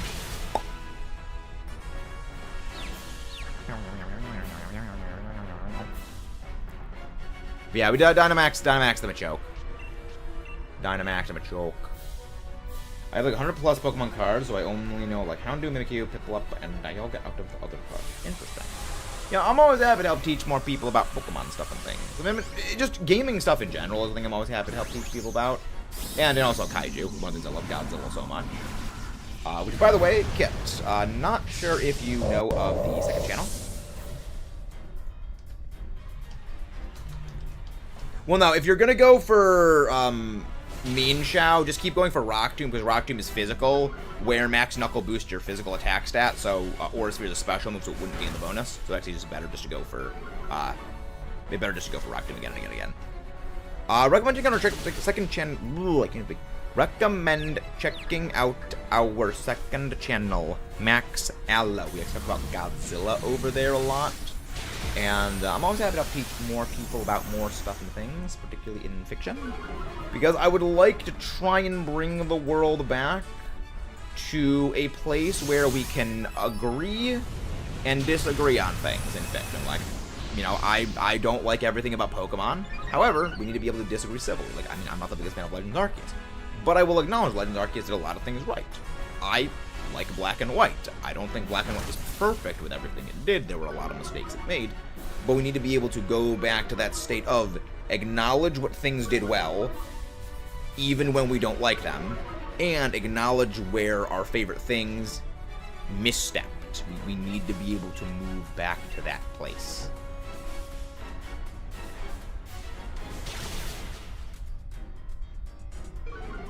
We need to move back to that. Like, it's not good when everything is this hyper toxic. You agree or disagree on everything, live or die. No shinies yet in Nanako. No shinies yet. I'm a big fan of BDSP, but I don't know exactly. I'm not as big of a fan of Black and White as I am of regular Black and White. Largely that's due to, I think, Black and White actively went back on a couple of things that's not good.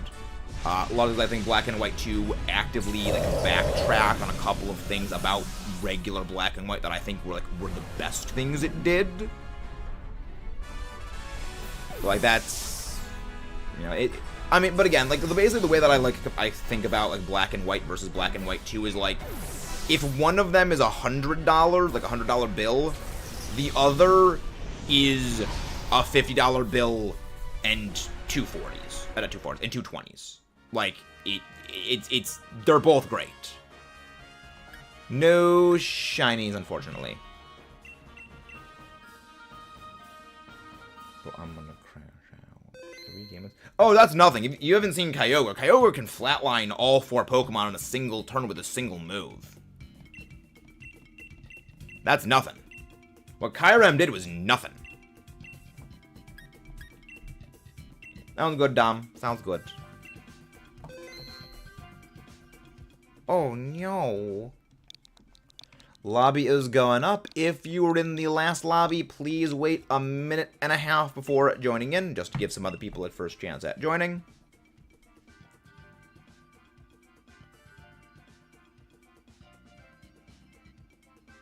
Okay. I'm bad with words. I struggle with words. Okay. But yeah, no, I like a lot of things that Black and White did, but I don't think everything was perfect about it. I think the level of evolutions for a lot of Pokemon was definitely not a good play. Another big one is, I think, like, locking a lot of the good TM. Like, I mean, I think I sort of understand what they were going for, where a lot of, like, TMs were infinite use for the first time in Black and White. And I think what the goal was by locking until post-game a lot of the really good TMs was to encourage people to use TMs more, but it just completely backfired because, again, a lot of the best TMs like Earthquake, Flamethrower, Ice Beam. I think you can get Thunderbolt before you beat the game, but, like, a lot of the really good TMs, and this also does apply for Black and White 2 as well, but I think to a bit of a lesser extent, the good TMs are post-game. And I think that is a very stupid decision, because, again, infinite use TMs, you kind of want to, you know, give the good TMs to the players as soon as possible. Alright, anyone can rejoin, feel free to pop back in, because that way they'll be more inclined to use them. You know, it kind of No, they didn't remove a flamethrower kit. Again, please relax in the caps. I do like the enthusiasm, but please relax in the caps. TM flamethrower is in post-game. So you need to beat N and get Sis in N's castle, and then you can go to the area where you get flamethrower. Ice Beam is in the Giant Chasm, which you can only get the Giant Chasm accessible after you beat N and Getsis. There's a lot of TMs like that. I mean, again, like, the biggest one's Earthquake. Like, for me, the biggest one is Earthquake.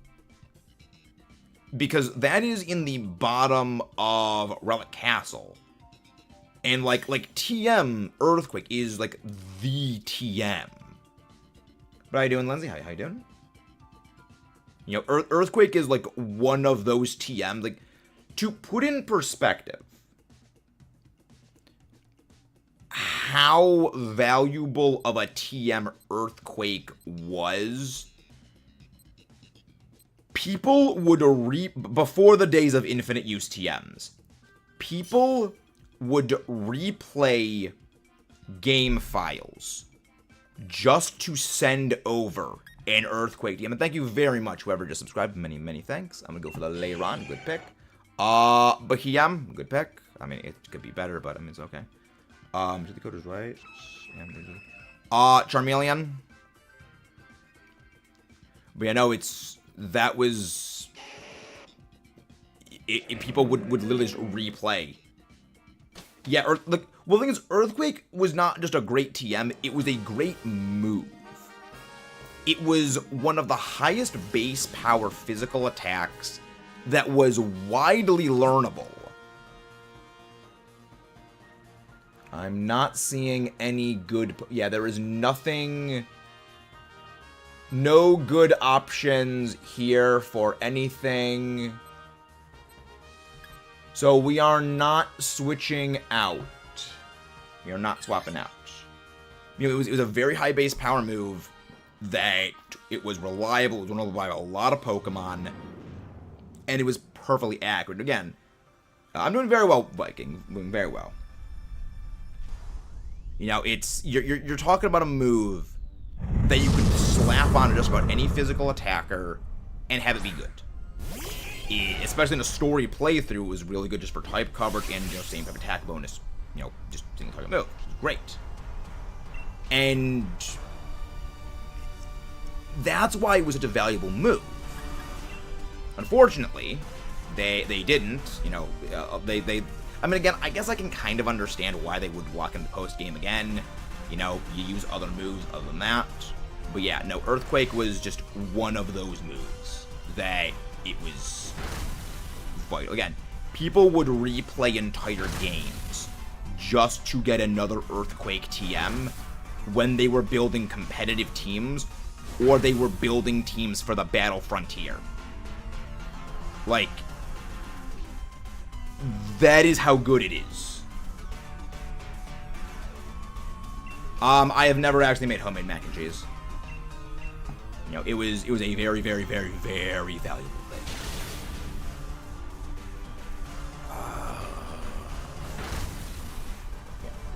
One Pokemon I don't like is Super Brain. Forgot it's a gosh dang fire type Foot Fairy. Oh, forgot it is in a fire type Foot Fairy. Oh, makes sense.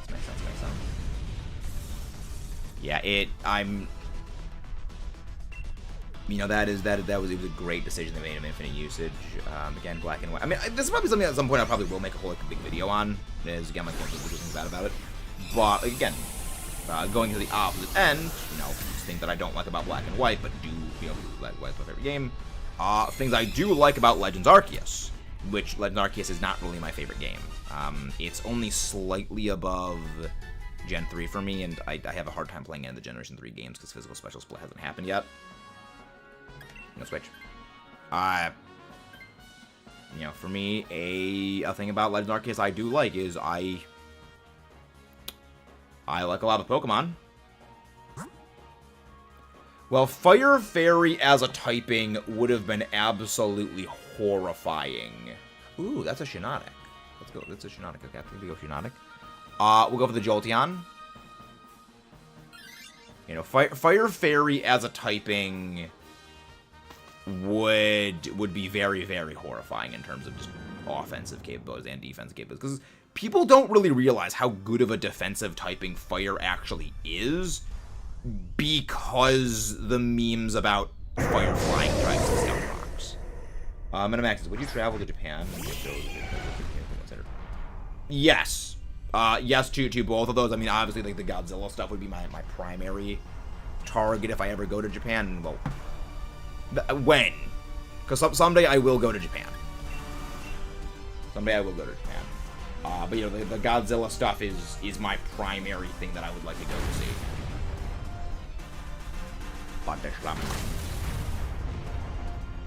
Metal Fountain. Fire Fair would be absolutely terrifying. That would be a terrifying typing to see. I mean, I will still forever say that Fairy Steel is by far the best typing. You know, Fairy Steel by far is the single best combination in the whole franchise because of how many weaknesses it covers and obsoletes. Not sure about that, Viking. IRL streaming is one of those things that I think is a bit obnoxious, and I need to, like, learn how to actually, like, respectfully do it and not be an obnoxious fool. So that's kind of a thing. I would need to learn how to do it respectfully before I do that. No, I don't think Fairy Ground is as scary as Fairy Steel. I think Fairy Ground is less scary than Fairy Fire, but I like order of scare goes Fairy Steel, Fairy Fire, Fairy Ground. The main reason for that is Fairy and Ground, they have the same weaknesses as Fairy and Fire. However, the weakness that Fairy Ground covers and neutralizes is just Poison, where Poison is not very common as far as typings go. Fire neutralizes Fairy's weakness to Steel, which is a far more common typing. On top of, you know, all of Fire's very good resistance profile naturally, on top of, you know, Fire moves just kind of generally are a bit better than a lot of the ground moves.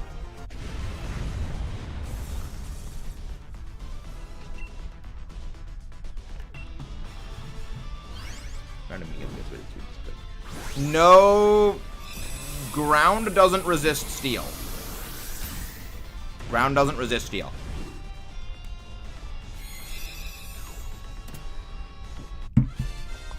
Ground resists Poison. It also resists Rock, and it resists... Well, it's immune to Electric. I think it only resists Rock and Rock, Poison, and is immune to Electric. I think those are the only things it resists. Known switches. Yes, it is super effective against Steel, but that doesn't mean it gets rid of the weakness. That does not mean it removes the weakness. But again, they have the same amount of weaknesses. Fairy Fire and Fairy Steel have the exact same resistance and weakness. Same weakness number. They are both still weak to one of Fairy's primary weaknesses, Steel or Poison, and Fire is weak to Rock, Ground, and Water, whereas Ground is weak to Water, Grass, and Ice.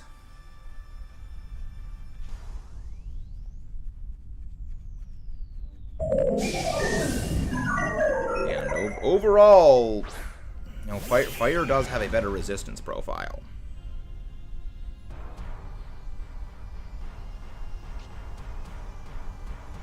Especially against other fairy types. And Iron Tail. I did not, Viking. I have not.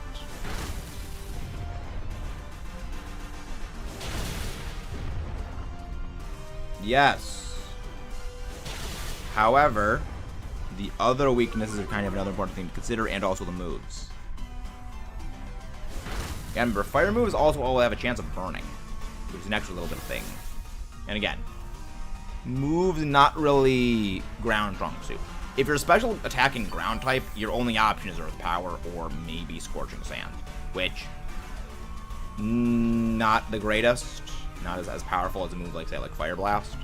And if you're a physical ground type fairy type, your only options play rough. And, Play Rough's not really a good move.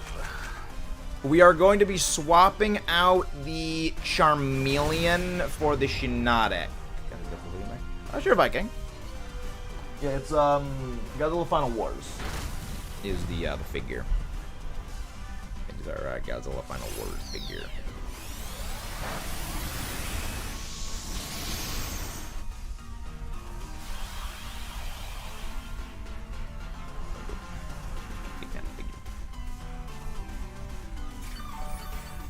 Well, now I can use Steel Roller. Now I can actually use my Steel move.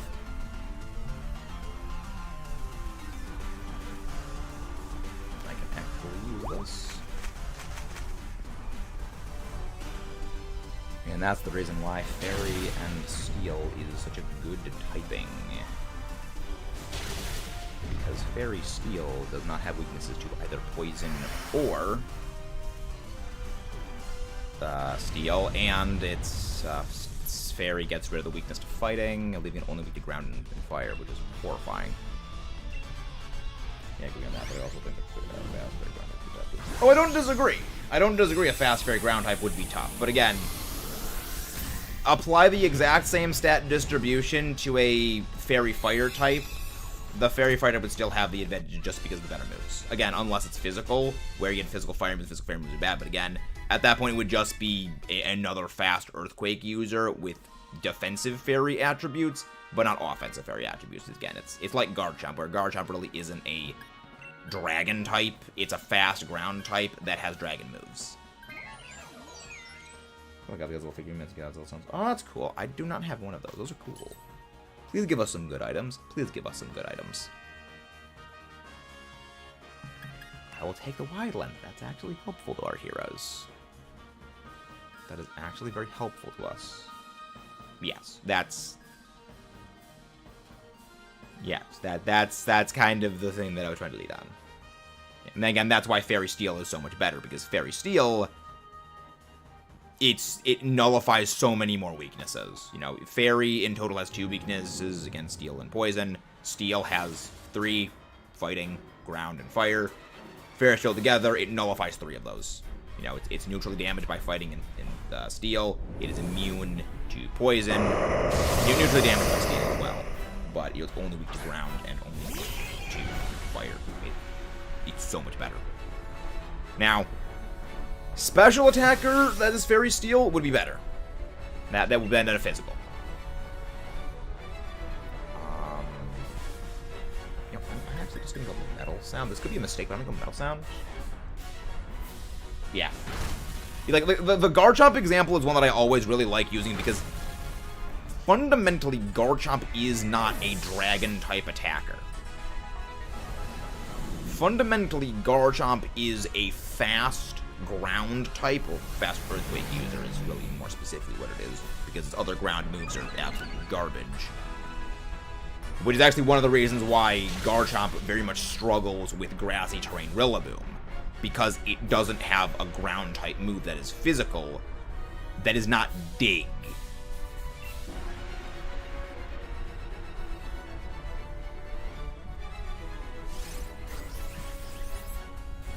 That's cool, Viking. That's pretty cool. You know, it needs Dig if it's going up against them, or it just goes Earth Power. Like, that's one of the reasons, like, in Draft League, if a Garchomp is going up against a, if a Garchomp is going up against a Rillaboom Grassy Terrain team, the Garchomp will either just straight up not come, or it will go special. Because it gets Earth Power, but again, the best ground move it gets, otherwise, is Dig, or, like, freaking Sand Tomb. Like, it's again, or Earth Power is getting out and goes for.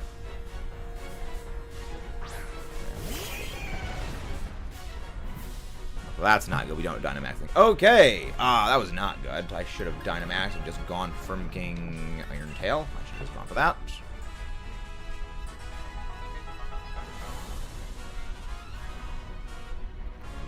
Helping Hand. Do we lose this because, like, we just got outsped and outblasted by things? That's not good. Please target the Shiinotic. That's not good.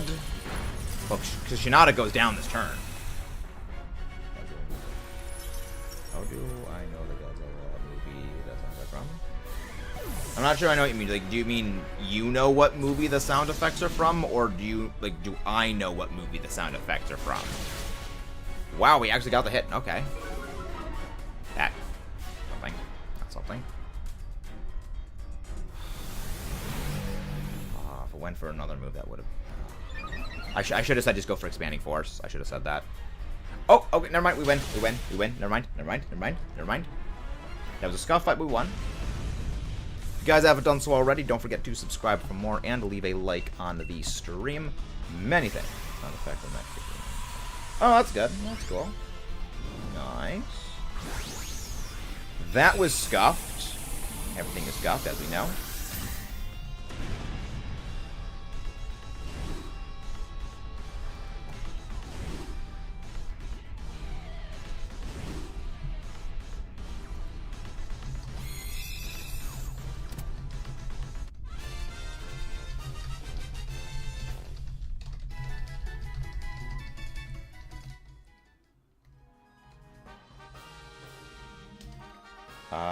Thank you very much. We're gonna happy to have you, Neo. No shiny Bitoscuda, no shiny Jolteon, no shiny Shiinotic, no shiny Kyurem.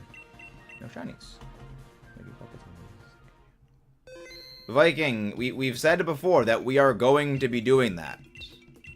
I've said before, Viking. We are going to be doing that. Kyurem. If you were... Well, no, we had an NPC in the last one.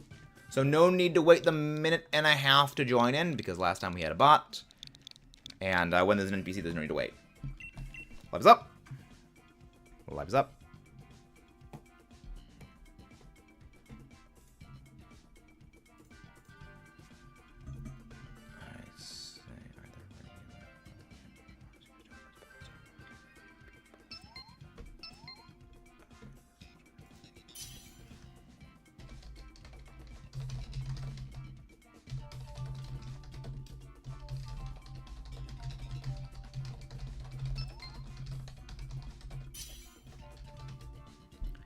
There we go. We are good to go. Yeah, just DMs. That's where Cyber Godzilla movies land. What do you mean Cyber Godzilla? Because Cyber Godzilla is specifically from the Godzilla the Animated Series. Zong. Grimmsnarl. Yeah, Cyber Godzilla has a very, very specific thing that it means. Jinx.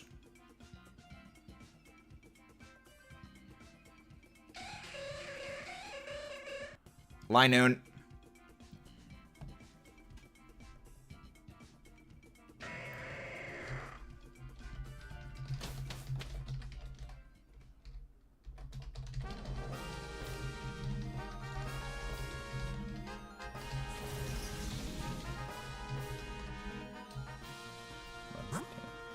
All right, okay, Mean Shao.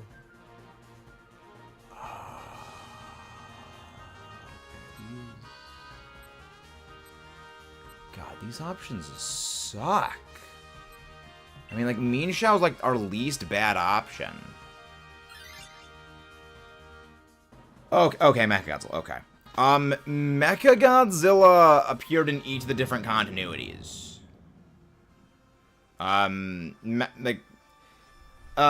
Viking, this is a video we already covered. We already covered the Godzilla timelines on the second channel. Yeah, we already covered the timelines. So for that question, that's video is for.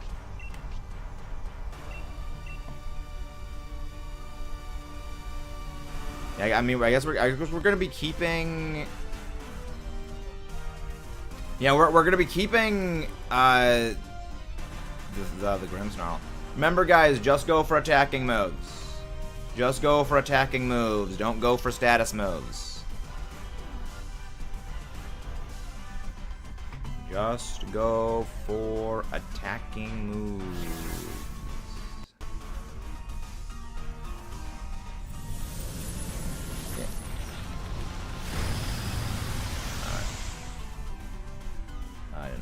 You just go just go for attacks. On Grimmtone, just go for power up punch.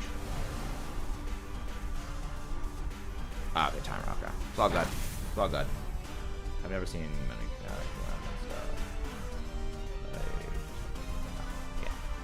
Yeah, no, just go for attacks. Just go for attacks.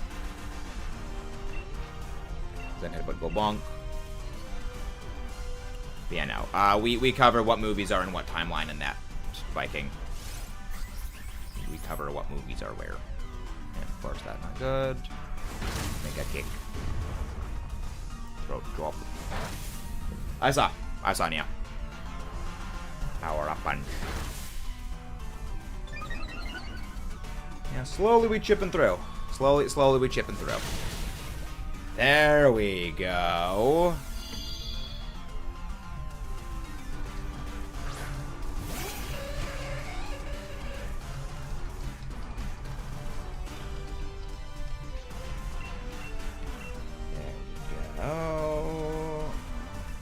I did know about the Yu-Gi-Oh! Kaiju cards. We've covered that in videos on the secondary channel. We have mentioned them. I've heard of it. I've heard of that series. I mean, well, probably 3 years is what it takes for a movie to be made. They probably okay, one was succeeded. Let's go make another one. Yeah, three years is about the timetable for movies. But I don't know if this hairstyle allows hats. Really? There's certain hairstyles that block out the usage of hats? Didn't know that. Zen headbutt bonk. Oh my god. The fact that we missed that first turn Zen headbutt just screwed us over. Really? I didn't know that. Well, it's more so we just keep missing.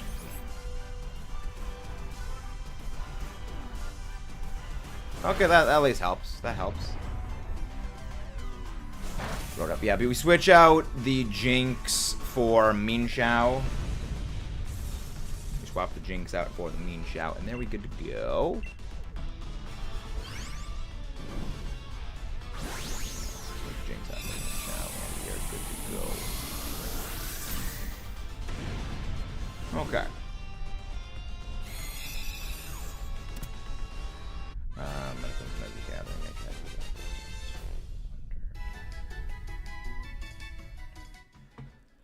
Godzilla, well, Kaiju is not something Godzilla strictly owns. There's a lot of Kaiju things that Godzilla does not own. With the Magic the Gathering thing, that was specifically a collab between Toho and Magic the Gathering. They basically both agreed, alright, this would be mutually profitable for us. We'll go for the Psychic type. Toya, switch out at the NPC.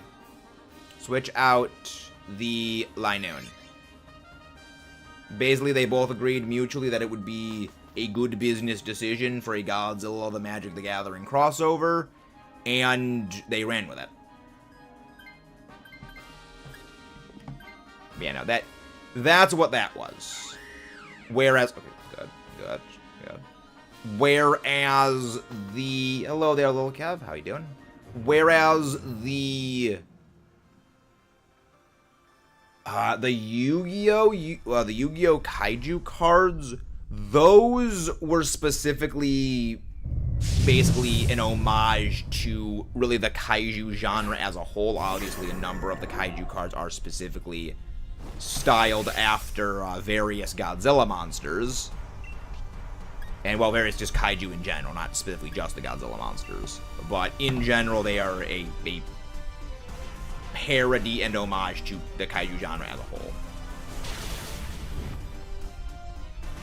Alright, we're gonna hold on to that, Hawlucha. We will hold on to the Hawlucha.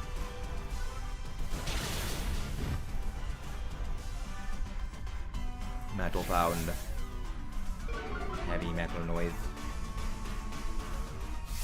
Max Mindstorm. That's fine, just target me. Just target me. I know somebody told me this, but doesn't Flying Plus work by mentioning another type of them? No. From what I recall, it's a combination. So, like, I mean, maybe it does that, but from what I remember, it just goes with a combined typing.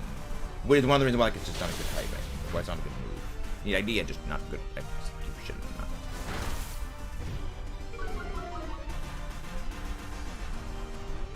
Dark Part. Dark Part. Flying Press. Like, I would like it if Flying Press, like, actually was, like, as cool as it is, where, oh, you know, it just picks the better effectiveness level. But the issue is when it comes into multiple combination typings, then, like, how do you decide for that? You know, like, would using Flying Press against something like a Cradilly just be, like, 4 times super effective implicitly? You know, that's kind of a dangerous thing. That's a pretty dangerous thing if that's the thing, because that'd just be overpowered. Power 100. Did they buff it? Oh my gosh, they buffed it in Gen 8, and it's still garbage. Okay, Flying Press. Despite dealing a finite move, the move is actually the combination of fighting and flying moves. And thus, effectiveness is given the Pokemon that differs from that of fighting types. However, for all purposes, it is a fighting move. Only fighting-type Pokemon receives an attack bonus, unaffected by moves like the Sky Plate with the Flying Gem. Will not activate the target's Koba Berry, but will activate Chopple in case of a regular fighting move that's effective damage. We do not swap out for this. We do not swap out for this. Unaffected by the Sky Plate. Berry. Flying Press is used as normalized. Okay, with Flying type, the electric normal modifiers instead.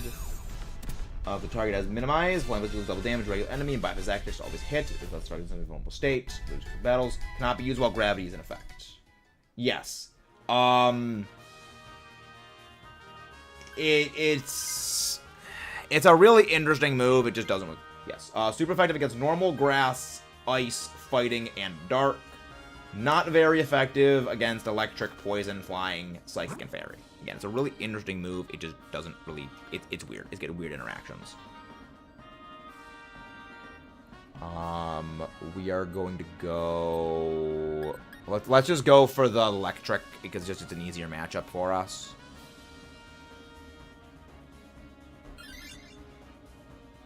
Yeah, it's a really weird... Like, I like the idea. It's just... Because of the way fighting and flying interact with one another resistance and weakness-wise, it's not a very good idea. Because they conflict so heavily.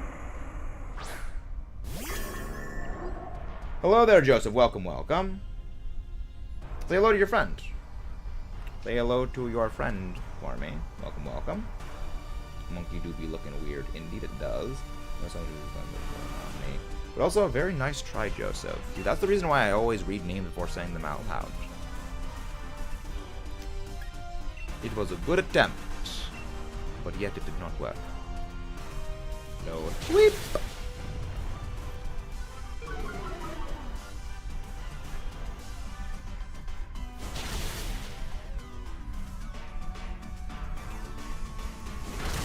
If you guys haven't done so already, don't forget to subscribe for more and leave a like on the stream.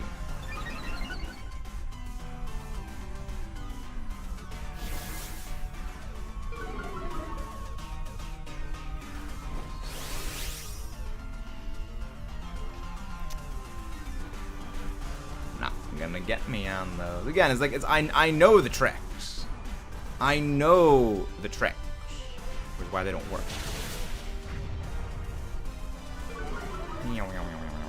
Debuffs. Debuff. Nice. Unfortunately, I'm kind of going to be useless because I can't use Steel Roller on this thing. So best I can do is help make Mean Chat more powerful. The thing is, it doesn't work on me. Because I know what the things sound like. Like, there's a reason it doesn't work. I'm like Bibu, where it took them 3 months to get Bibu with one. And the thing is, Bibu only got it because like it was a very, very hyper-specific thing. specifically timed to Halloween.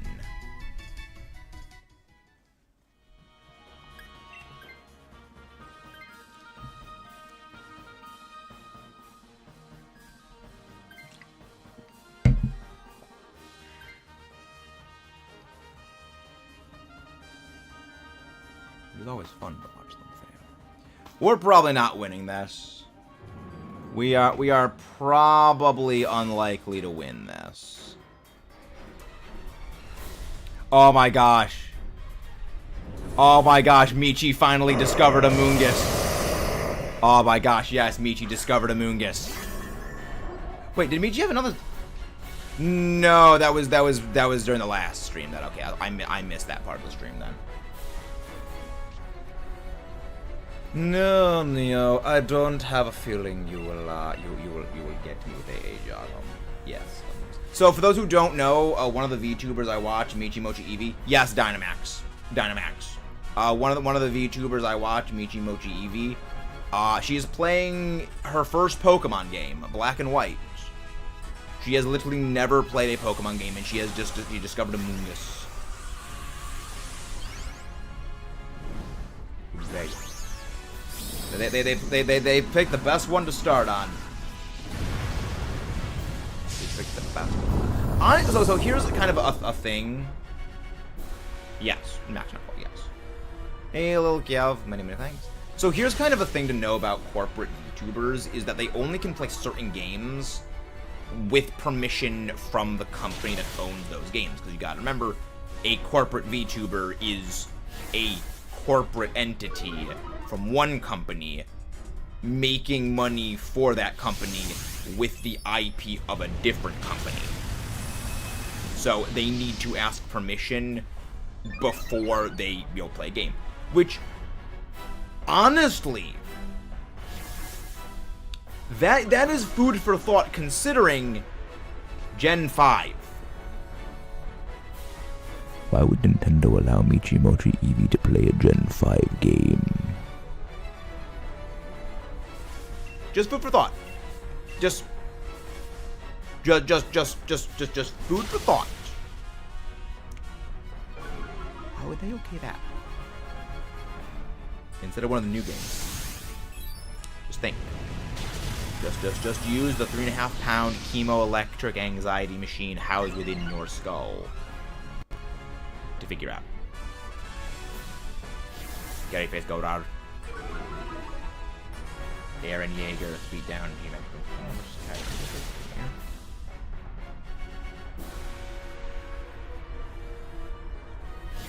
I mean, I guess Otachi would work. I mean, like, Otachi, I guess, could work, you know, Yeager fighting dragony thing, I guess. Math checks out. Math checks out. But yeah, no, finally, the Attack on Titan video will be going up on the second channel, because the entire plan was to release the first Attack on Titan video after I am over in vacation. So no. That's at least the case for Japanese companies, because Japan's copyright laws were differently than we showed to a US-based company. Yes. Fair enough, Jared. Fair enough, Jared. I thought I was on. Okay, fair enough. I mean, I would still imagine that other companies would still need, because Hollow EN is like a, isn't Hollow EN like a separate branch of it? Well, I think it's a separate branch of the slow company, I guess. Maybe. That's fair enough. Fair enough on that, Jared. You got me there. Okay, all right. You got the ball? Do you know Fish is Fish? I believe I do know that Fish is Fish. I does indeed believe I know Fish. If you guys haven't done so already, don't forget to subscribe for more and leave a like on the stream if you're enjoying all the things you see around here. It is the best way to help support the channel out. Yeah. Go. No Minshao, no Orangaroo, no Kyurem, no Heliolisk. It's been a rough couple of days. It's been rough.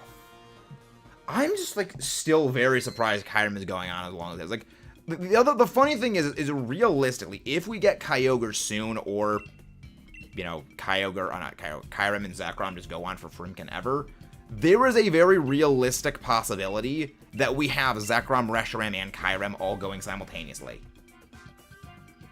Hey, Nova! Can one of the mods go grab Nova's link, please? Oh, far you can check on Titan. 3 episodes from the end of the final season, and then I have still yet to see the 2 movies. So, basically, I have not seen the last 3 episodes, essentially. So, from the last 3 onward, I have not seen.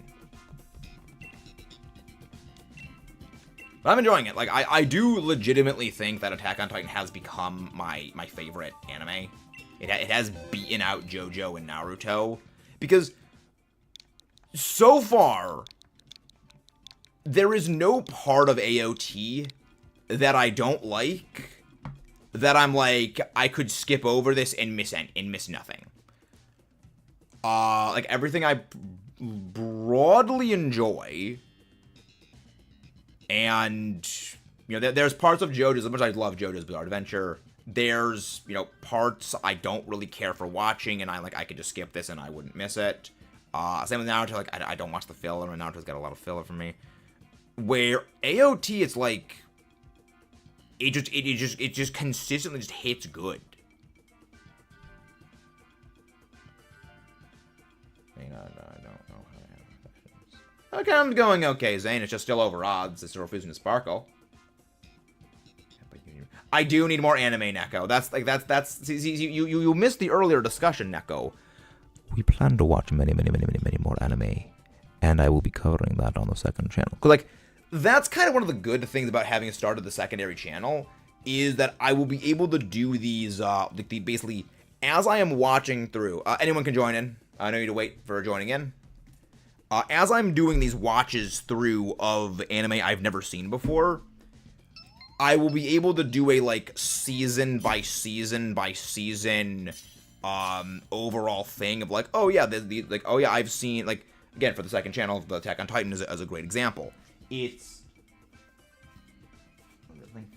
I've seen, you know, episodes 1 through, you know, whatever the heck of Attack on Titan, I forget what the actual number is, you know, first season's finished, you know, this is what happened, this is what I liked, this is what I didn't like, this is what I'm thinking about it. You know, season 2, this, you know, that.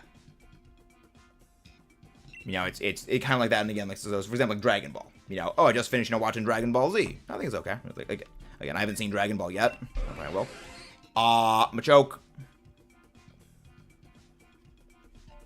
I reckon the Deadon just came out a week.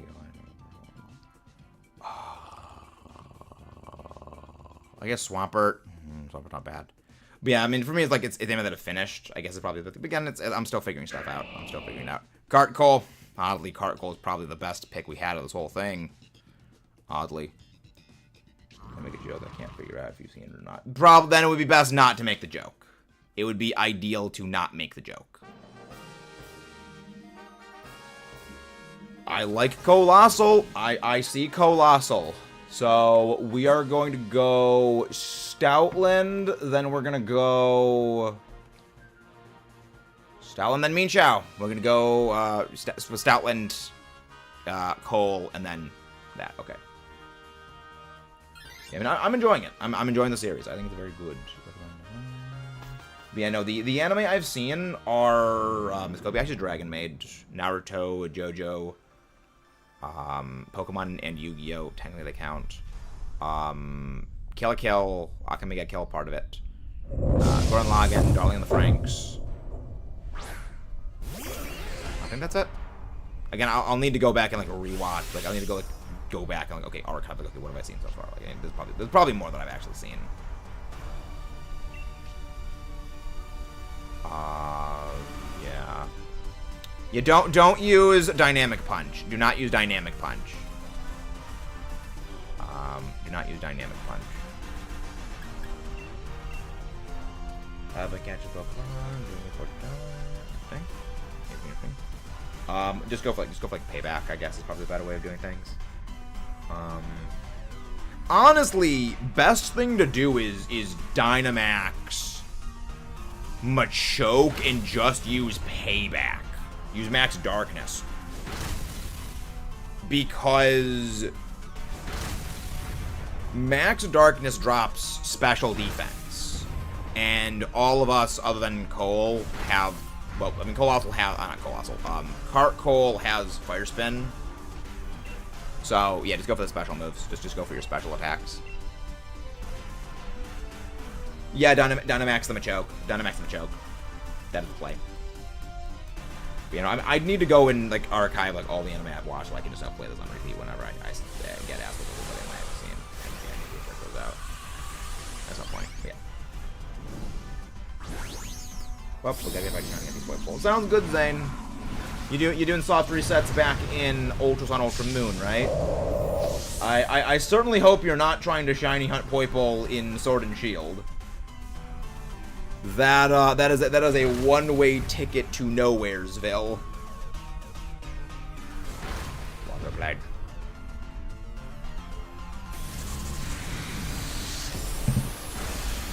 That is a very... Okay, I was gonna say, that is a very one-way ticket to nowhere. My only thing I'm kind of sad about when it comes to the shiny Poipole hunting back in Ultra Sun, Ultra Moon is that you can only ever get it in a Pokeball. See, this is where I say I don't miss the Pokemon that are gone. Because they will always be back, Nova.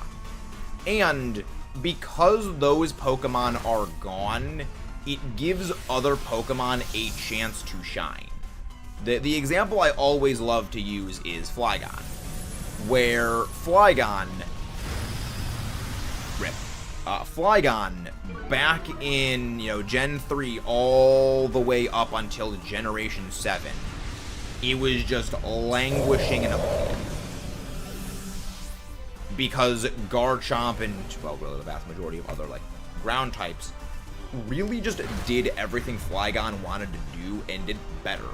You know, Flygon was the original fast Earthquake user, and back in Generation, Generation 3, like, it kind of was good, because, again, it was a fast Earthquake user, but back then Dragon was still special.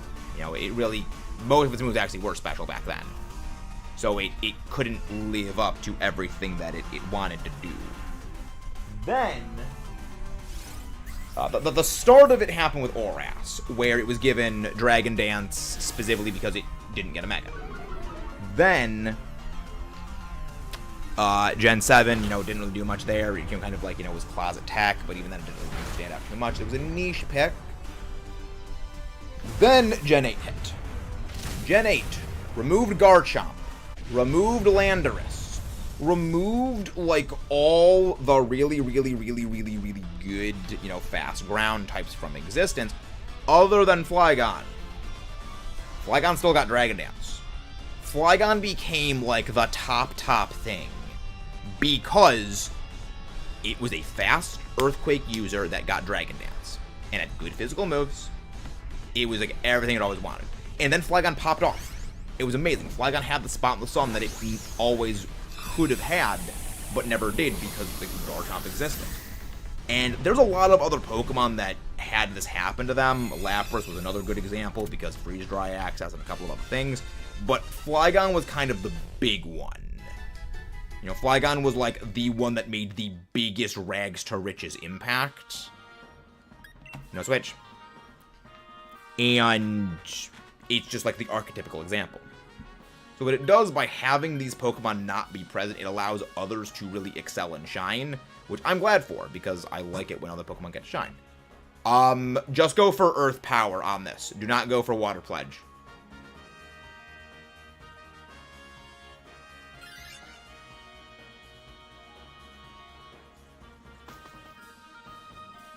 Just go for Water Pledge.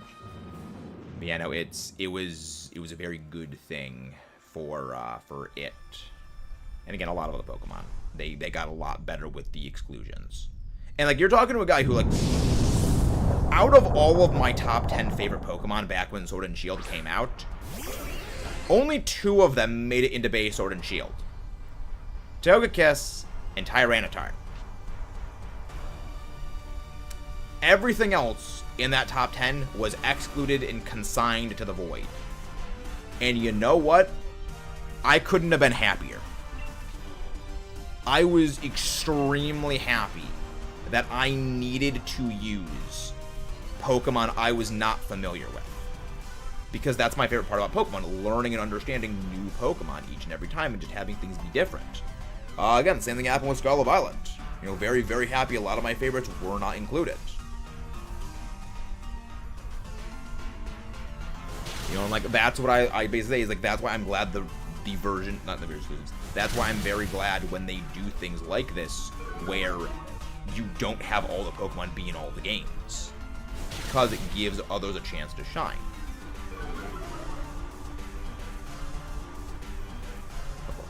It's not good. That's fine. Yeah, I mean, I definitely do understand, like, you know, of course, the locking out of certain Pokemon. I definitely understand that. You know, there are definitely problems that exist with it. But overall, in the grand scheme of things, I think it is better than including every Pokemon in every single game. Because if you have that, every game will essentially be the same.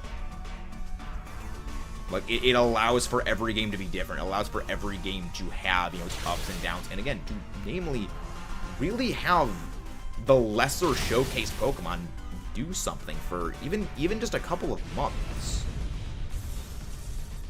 Because a very big, important thing to remember with the Pokemon community, not everyone is like a super mega ultra Charizard super fan to the degree that people are shown to be. Like, there are some people who, like, the absolute devotion of Pokemon is absolutely to the extreme, and that is a very, very, very, very small hyper minority of the community. Most people, they really like their favorites. We switch out Kayla swap out here. Kayla switches out for this. You know, a lot of people, like, obviously love a lot of Pokemon, they do. But the love gap between, like, their favorite and their second favorite is a lot smaller than these people who, like, their favorite thing in the world is Charizard, and then, like, nothing comes close. To the point where, again, Charizard is just an archetypal example. There's a lot of Pokemon that are this way, where it's basically one Pokemon is the entire franchise to them, and everything else can go to the wayside, and they would still love it. Like, it literally could just be one thing and they'd still love it. Where most people, that gap is just nowhere near as massive. So, you know, even just for a few months, if their favorite Pokemon is just good, they're perfectly content and satisfied.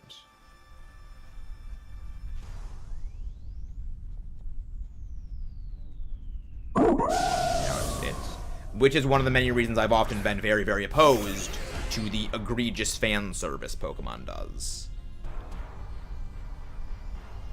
Because when they do stuff like that, what it inspires is blind faith devotion.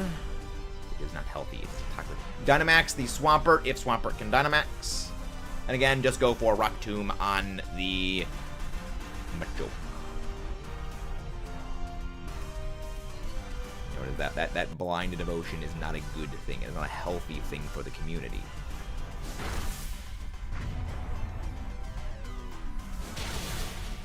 It is one of these things that it needs to be, you know, found and just rooted out, because it is not good.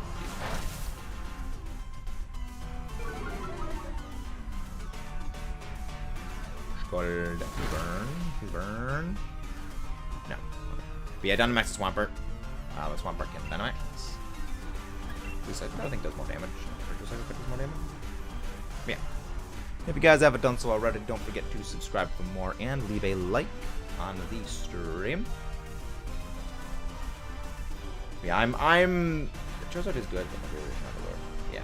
Well, the funny thing is, I used to very much dislike Charizard. Now, it's not my favorite Pokemon, but I do have a I would call it mutual respect. Just go for max water move. Just go for your Dynamax water move.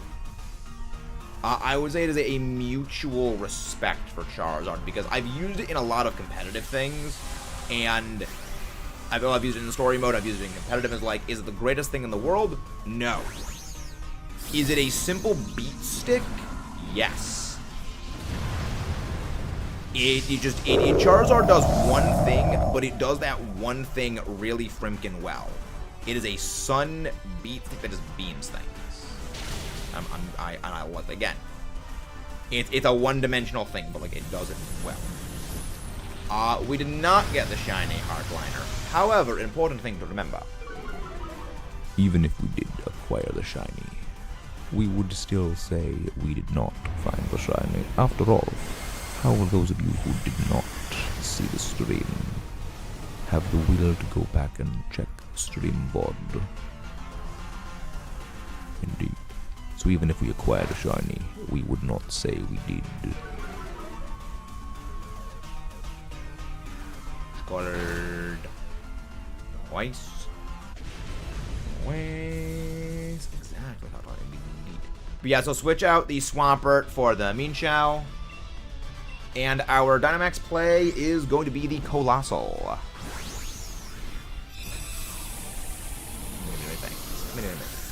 But you know, it's gonna be fun. I really look forward to future projects. That's why I'm hoping, like, really hopeful for Generation 10, where Gen 10 again. I don't expect a Gen 10 to be coming out until 2027 at the absolute soonest. And the reason why I say 2027 is I'm expecting 2026 to be a Gen 1 remake, because Gen 1's 30th anniversary is 2026. Like, unless what they do is they do, like, a Gen 1 remake at the start of the year in February, and then another game late in the year, which I don't really think they would do. But, I mean, who knows? Since I didn't get prompted.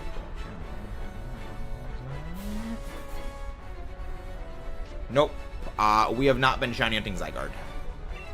Well, we haven't. Friend Champion Thunder.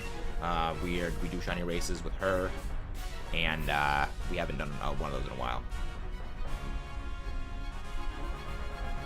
Yeah, no, it's like very unlikely that we're going to be getting anything other than like a Gen 1 remake on 2026. It is indeed punch time, Mighty Morphin Puncher Rangers. And thank you very much whoever just subscribed. You absolute Giga Chat, you who subscribed. But yeah. 2025 is going to be ZA. 2026 is going to be Gen 1 Remake.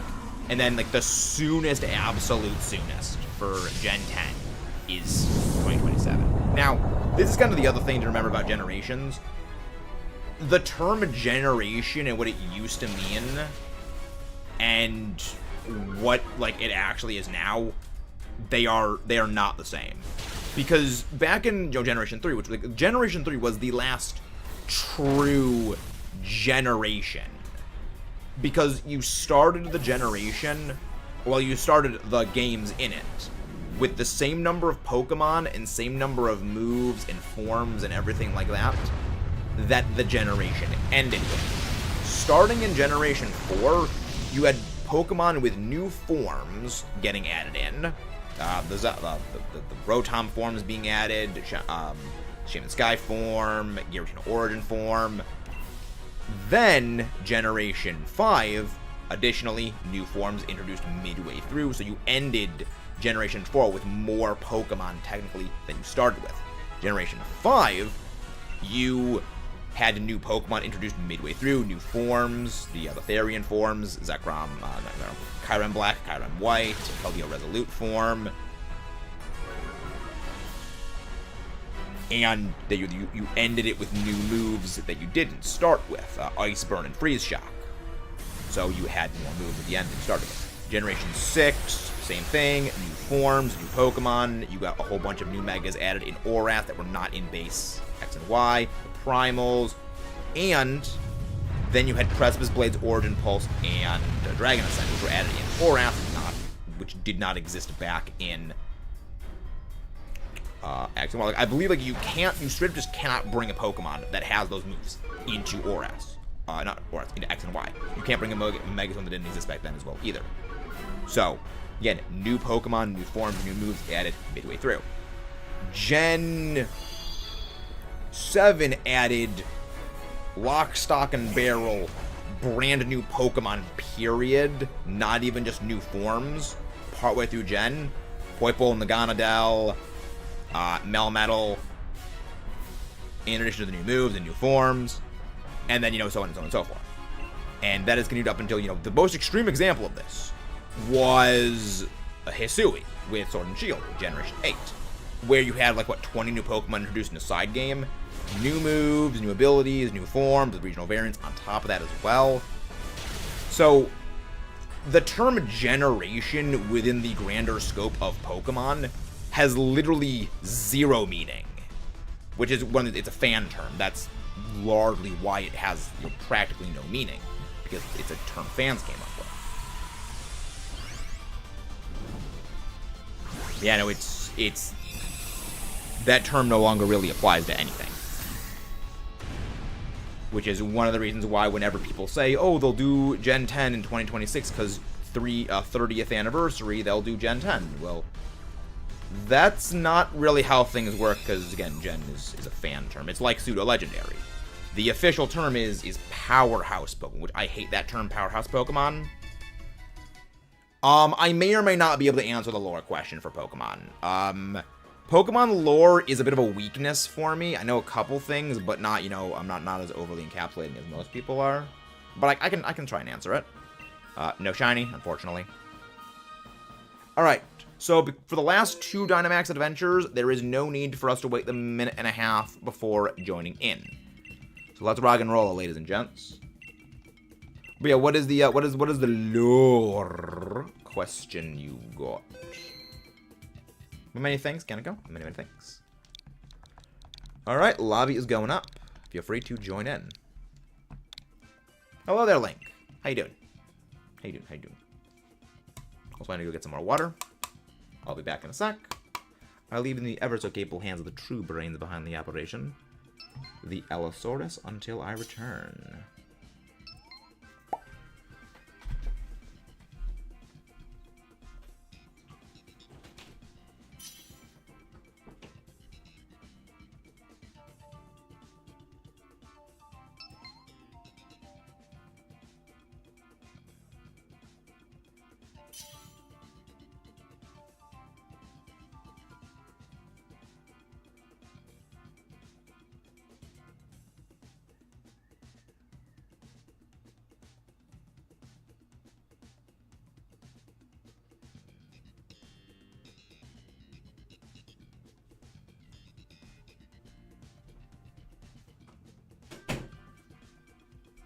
Oh, nice. Full lobby. Very good. Let's go. Alright, so what is this lore question you have, Neo? God, these all suck. Combusken, Scorch. Scorch. Came back from my father and saw my house. Oh, nice. What is Meloetta's ability? The ability makes him a creator of the world. Oh no, Meloetta's ability is Bouffalant. Go for the Bouffalant. Meloetta's ability is Serene Grace. I don't know how to smile about how to chicken nuggies. That is how. Raichu. Meloetta's ability is Serene Grace. Oh, Mythicals don't have special powers. I guess if your question is that. It's just it exists. Meloetta just exists. Oh no, Lily's Meloetta just exists. Yeah, Mythicals don't have special powers over nature and things.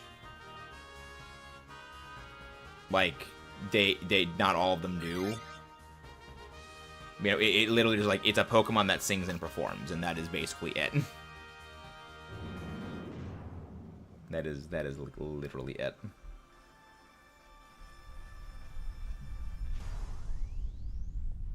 That's very nice. That's cool.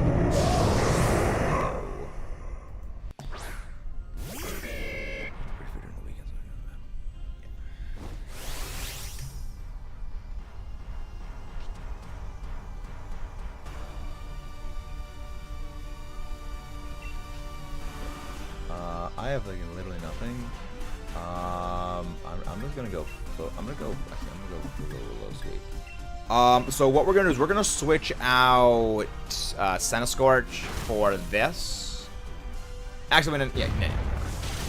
We will switch out Scorch. Well, actually, no. Switch out Raichu. Switch the Raichu out for Starmie. I was wondering because like Muse and Ancestor, so is time travel, Shaman, and Tartamine, Grass, Road, Darkrai is depressed. Not exactly. That's a bit of an oversimplification for Darkrai. You also gotta remember like Deoxys is just a space virus too. Like it's a lot not as complicated as people think it out. Like Manaphy and Fiona literally just drift to the ocean. Genesect's a science experiment gone wrong or right depending on your perspective. Victini. Well, Victini brings a lot. Well, that's like just like energy, but Victini's thing is Victini's a bit of a separate thing. Yeah, Volcanion is literally just a steam engine. Diancie is just a fancy rock. But yeah, no, Mythicals don't have like special powers in all cases. Some of them do, but not all of them. They can, but it is not a requirement. Darkrai's depressed. I just love the way you phrase that. Darkrai's depressed. Darkrai's talking about it's not just a phase. Well, no, not really. It's not exactly. Darkrai doesn't. It causes nightmares. It doesn't like that it causes. Different things have characterized Darkrai differently. But again, switch out the Raichu for the Starmie. Different things have characterized Darkrai in different ways. But from what I recall, Darkrai doesn't like enjoy causing nightmares to people. He just does. Like he just happens to do that, unfortunately. It's not just a phase, Mom. It's not just a phase. It's totally mega a phase.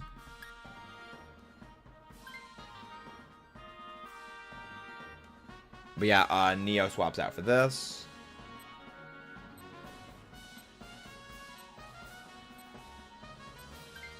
There we go.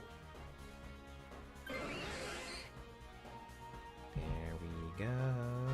There we go.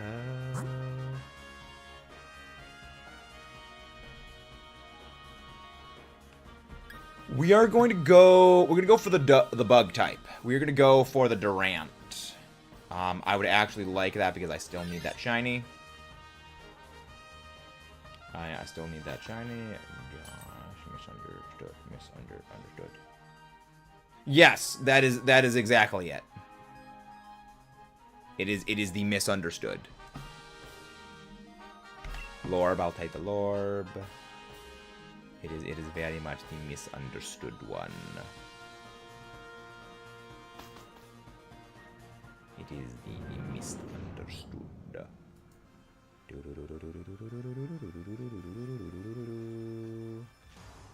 Who does we raid is the question. Who does we raid? I don't know. I just thought the Mellow was able to make me flow. Not exactly, and that's not exactly the case of things. That is not exactly the case of things. For your flight. Let's go. Based. Very nice. Very nice. Very nice. Very good. Who do we rate? Like, why the freak is it that YouTube has messed up the whole search feature? Who's live? It says people are live who aren't. Weird. Switch out the Scorch for this.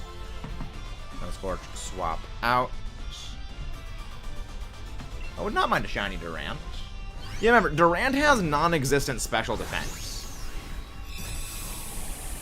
Durant has absolutely no special defense.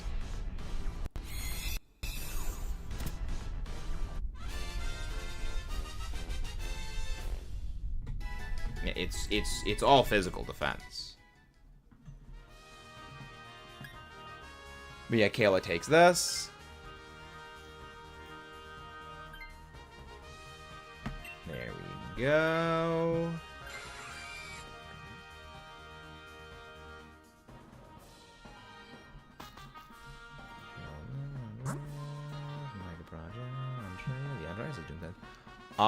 Next we're gonna go. Let's go for the Guizing. Let's go for the Guizing. It's an overall better option. We will switch out. We'll switch out Bouffalant for this. We'll switch out Bouffalant for this.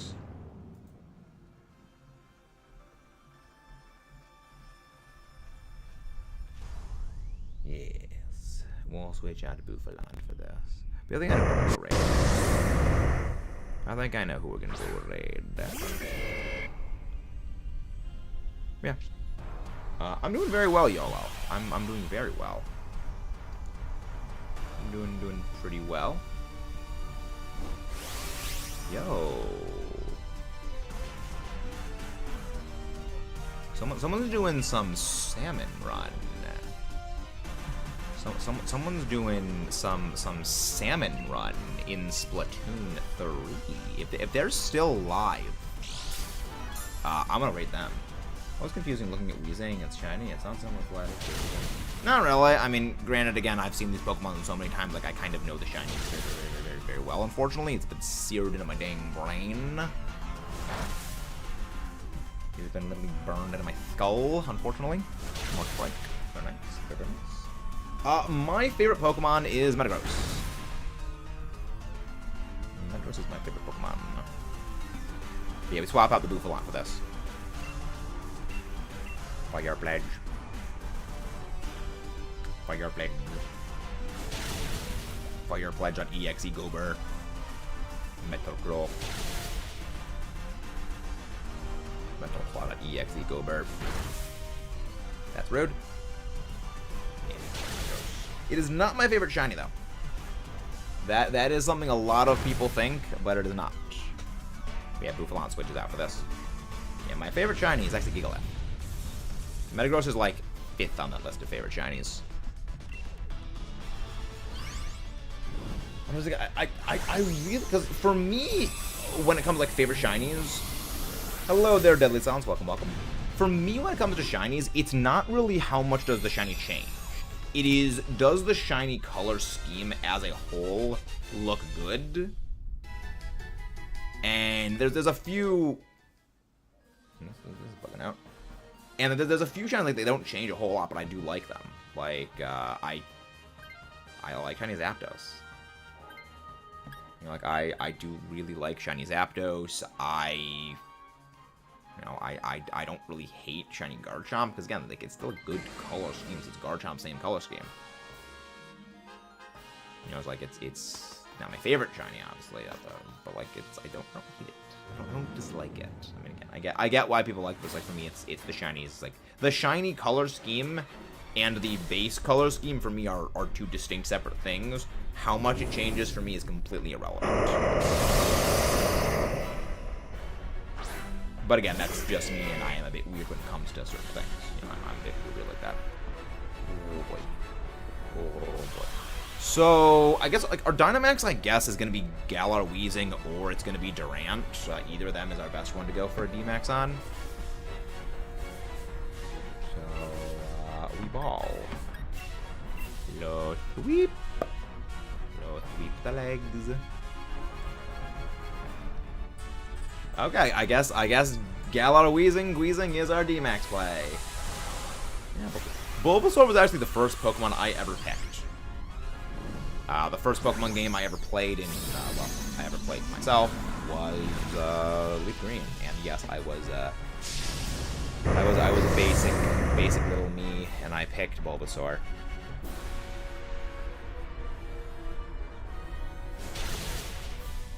I was that. My favorite shiny is Gigalith. My favorite shiny is Gigalith. I am a very big fan of just again, Gen 5 just chef's kiss. Gen 5 just hit different. Amazon, what did you do? What did you do, Amazon?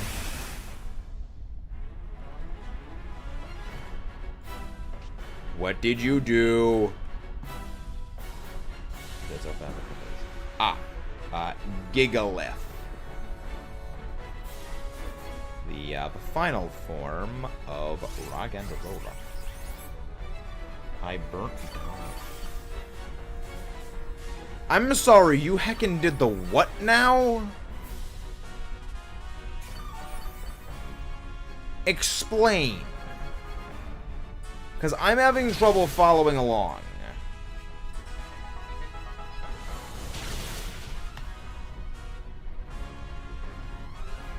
Yeah, that's almost as impressive as I forget who said they did. But I remember in one of Volcanic's stream, someone said they set water on fire. Which I don't even know how they did that.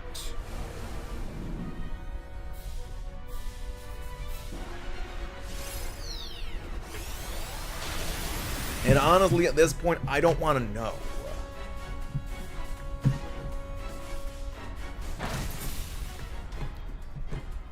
Hello, Amazon. A lot of things, Silence. You missed a great deal of things. But sometimes it's better not to know. Sometimes the best thing is to know.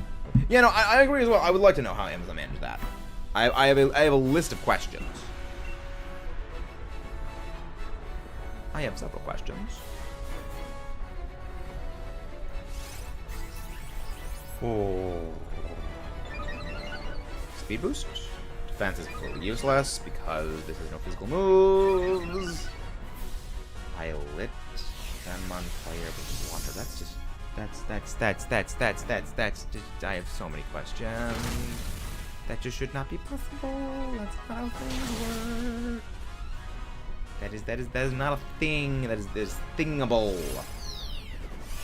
M of one. Every question is more than one against you. Yes. Also fundamentally accurate. 59 total. DAs 159. If you guys haven't done so already, don't forget to subscribe for more and leave a like on the stream. But holy hemp. This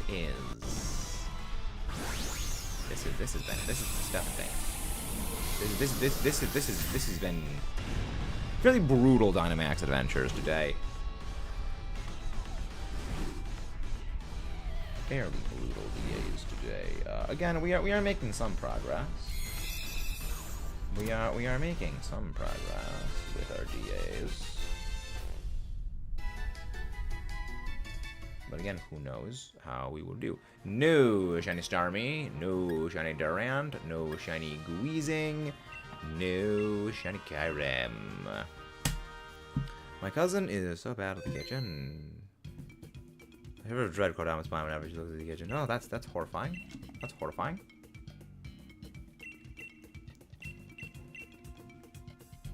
That is actually terrifying. Let's go again. Now she burnt water. I still don't know how you can burn water. It's water. How do you light water on fire? Also, lobby is up if anybody wants to join in. Again, there's no need to wait. I have many answers to give, but I have them. I require payment of a certain virtual caliber. Of course. We even kill a plastic. How do you do that to a plastic plant? It's not even alive. It's a plastic freaking plant. It's freaking plastic.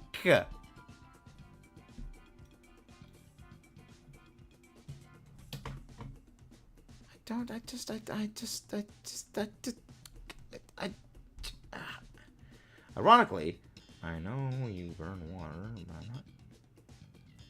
I mean, okay, if you're in Pennsylvania, then yes, you can burn the water because the water's got like what, methane in it. That's different. That's Pennsylvania.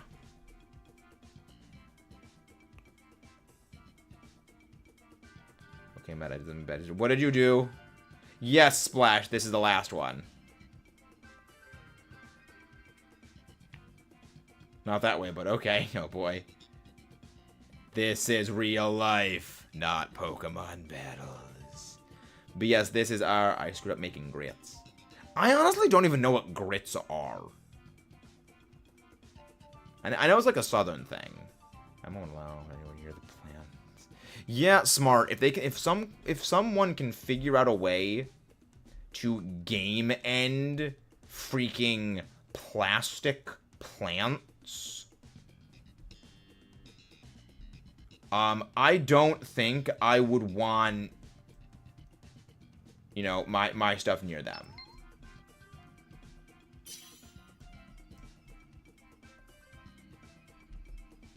You know, that is a very valid concern.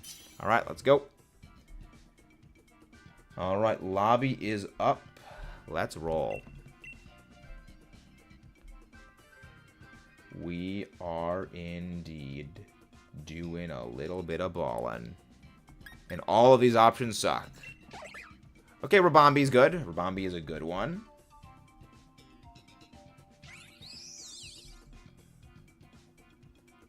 Lickitung. Lickitung.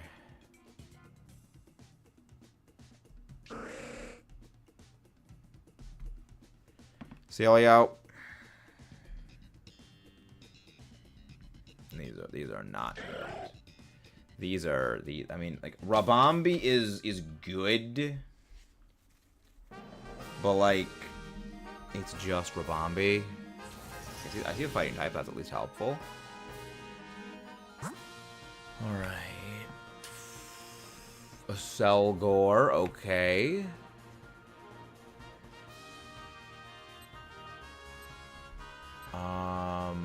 All right. We're gonna be going to the right. All right. We are gonna be going to the right. So we are not going to be taking the Eldegoss. What we're going to be doing is we're going to be taking the Seadra and the Meanshao. I'm going to be taking one of those. Actually, I'm going to be taking the Meanshao. We are going to keep the Celio. So, Lickitung and I switch out, basically, is what we do here. Who would win, your moderators or Rodan? Rodan. Rodan would win. Rodan might be a Kami Kaiju, but he's also a Kaiju. And I would frequently say Kaiju have an edge in fighting, 99.999% of the time.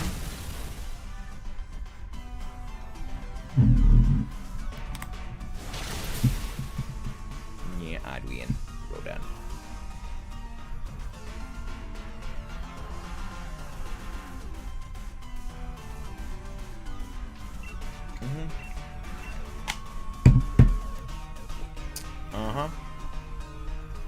And if you guys haven't done so already, don't forget to subscribe for more and leave a like on the stream. You're gonna sad though because she loves plants and gardening. She just had a black yeah. Yeah, that's not good. Now, if you want to burn water, it's easy. Just pick up a pot, put redacted, and use a redacted. Yes, exactly. Yeah, use a redacted. Redacted to do redacted things.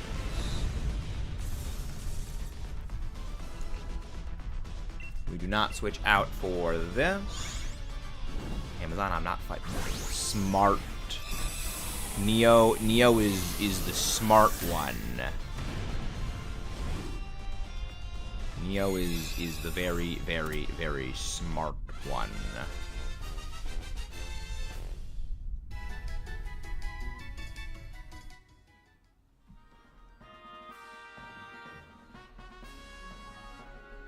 Alright.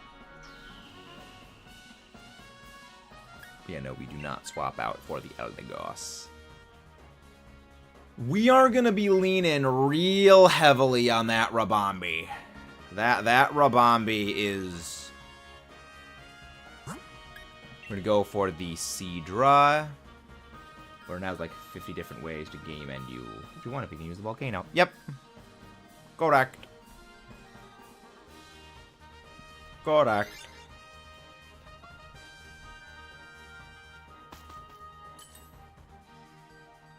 Barrier. Yeah, that. So this is where we switch out the Lickitung. Lickitung is going to be switching out here. Lickitung is not going to be too helpful here, though. I mean, if it land Thunder, that's good. But if not, then it's... I mean, Lickitung is just kind of a potato in 99.9% of instances. Like, unless you're really hurting for something to use against Rayquaza, then Lickitung is just not good. Rising Voltage. Rising Voltage. Well, that's not how that works. So, like, that's the oil. That's not the water. That's not how that works. Ball and buff. Rising Voltage. Let's call Burning Water. Of course it burns me. Now that does a lot less damage against the freaking other thing that's going to be fighting. That's not good. Hey, Thunder actually connected. Nice. And ha, you got Parrot Nerd. Get clowned on. Actual Hemkin Nerd. You actual nerd, Seadra. You actual nerd. Get clowned on. Yeah, send a random number. Every random game might be one ways. Area 51? Exactly. Exactly. Alright, so, designated Dynamax against Kyurem. We don't have one. We don't have a designated Dynamax against Kyurem. I would not mind a shiny Seadra. I like Seadra, though. I would like a shiny Seadra.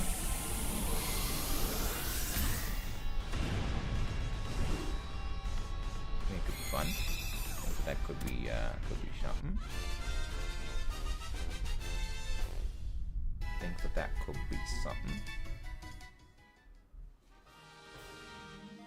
But yes, Seadra swaps out for this.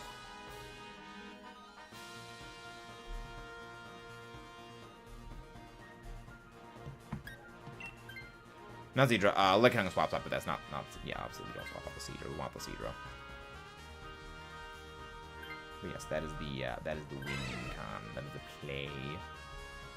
The main reason why we're keeping the main reason we're keeping the we're gonna go for the rock, not the rock type, the fighting type. The main reason we're keeping that the Celio is because Celio, at least it bodies ice type moves, and at least Ice Beam is neutral stab. I will take Expert Belt. I mean, I guess overall our best option is we Dynamax Celio here. Because Celio... Because that way we can get a Fake Tears set up turn 1 with Rabambi against Kyurem. And then Rabambi Dynamaxes. I guess that's our best answer. All of the bands, hello there. Azot, hello there. Someone don't treat me, step up. I'd be able to help you with that after stream. I'd be able to help you with that after stream, Azot. And if you guys haven't done so already, don't forget to subscribe for more and leave a like on the stream. It is the best way to help support the channel and make sure more amazing viewers like you find their way here. Okay, that's how we just let the Dynamax roll around. Just let the Dynamax roll around. But yeah, no, critical thing is turn 1, we need to get that Rabambi to use Fake Tears. That is a very critical turn 1 decision. Because again, Kyurem is bulky. Because Kyurem is very, very bulky, and that's a problem for our heroes if it, let's see. No, use Ice Beam. Ice Beam is neutral damage, remember? Remember, Dragon Ice. Dragon Ice. Protect.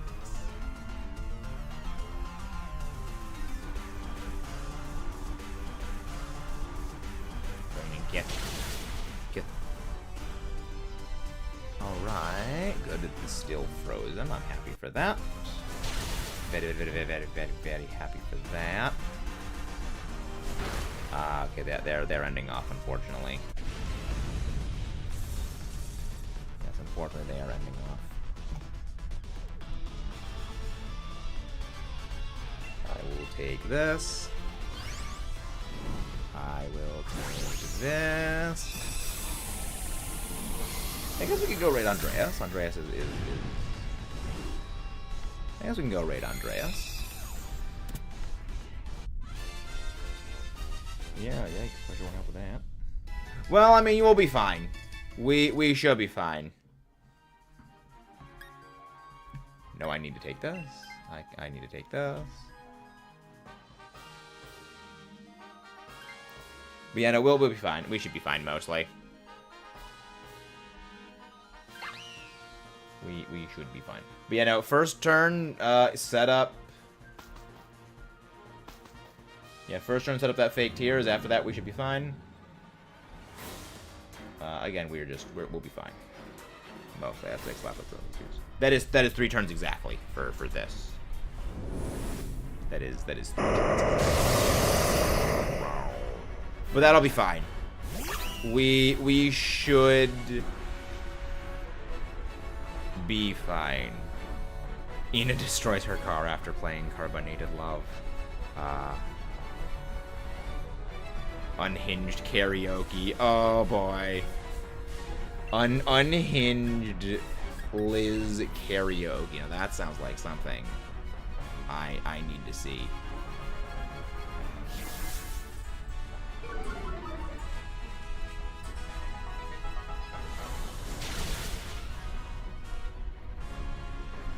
That's gonna be something fun to check out. Liz amuses me. Unhinged Liz is fun. Yeah, it's gonna be good. And if you guys haven't done so already, don't forget. I'm here, Nah, it probably was a thing from a stream before. It's probably just an old stream. Enough.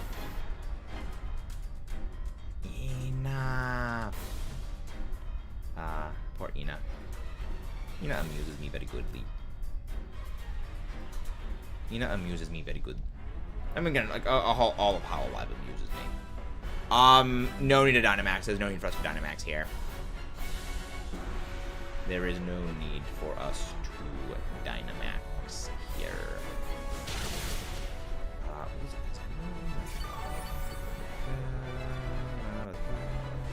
What do we raid? Yeah, no, I think we're gonna go raid Andreas. Well, I'm gonna talk about this doing Kaiser Iron Mono. That's gonna be fun.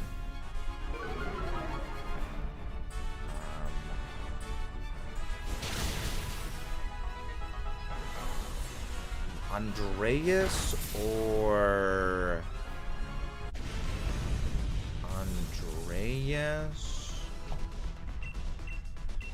Anime Stop Pop. So we raid. Yeah, I think we're gonna raid Andreas. I think we'll go raid Andreas.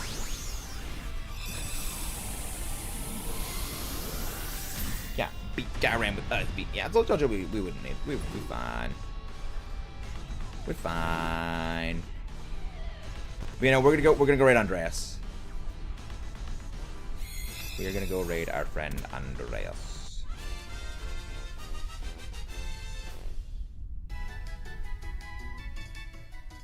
So is this the short one?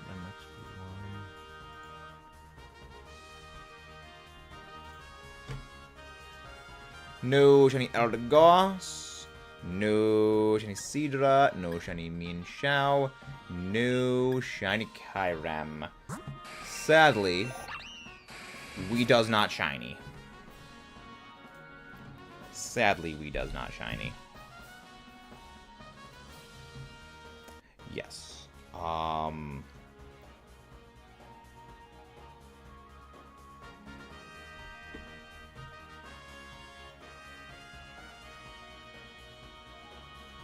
actually, yeah, actually, wait. Yeah, we're gonna go right on Andreas. We'll go right on Andreas. There we go. I will see you guys tomorrow. Have a wonderful day. If you guys haven't done so already, don't forget to subscribe for more. Leave a like on the stream. And yeah, no, we are going to be going back to the old school format. We're going to be going back to the regular long, wide format of streams. Because short format isn't really working well. Also, they changed the algorithm, which I expected that was going to happen. But I'll see you guys next time. Bye-bye.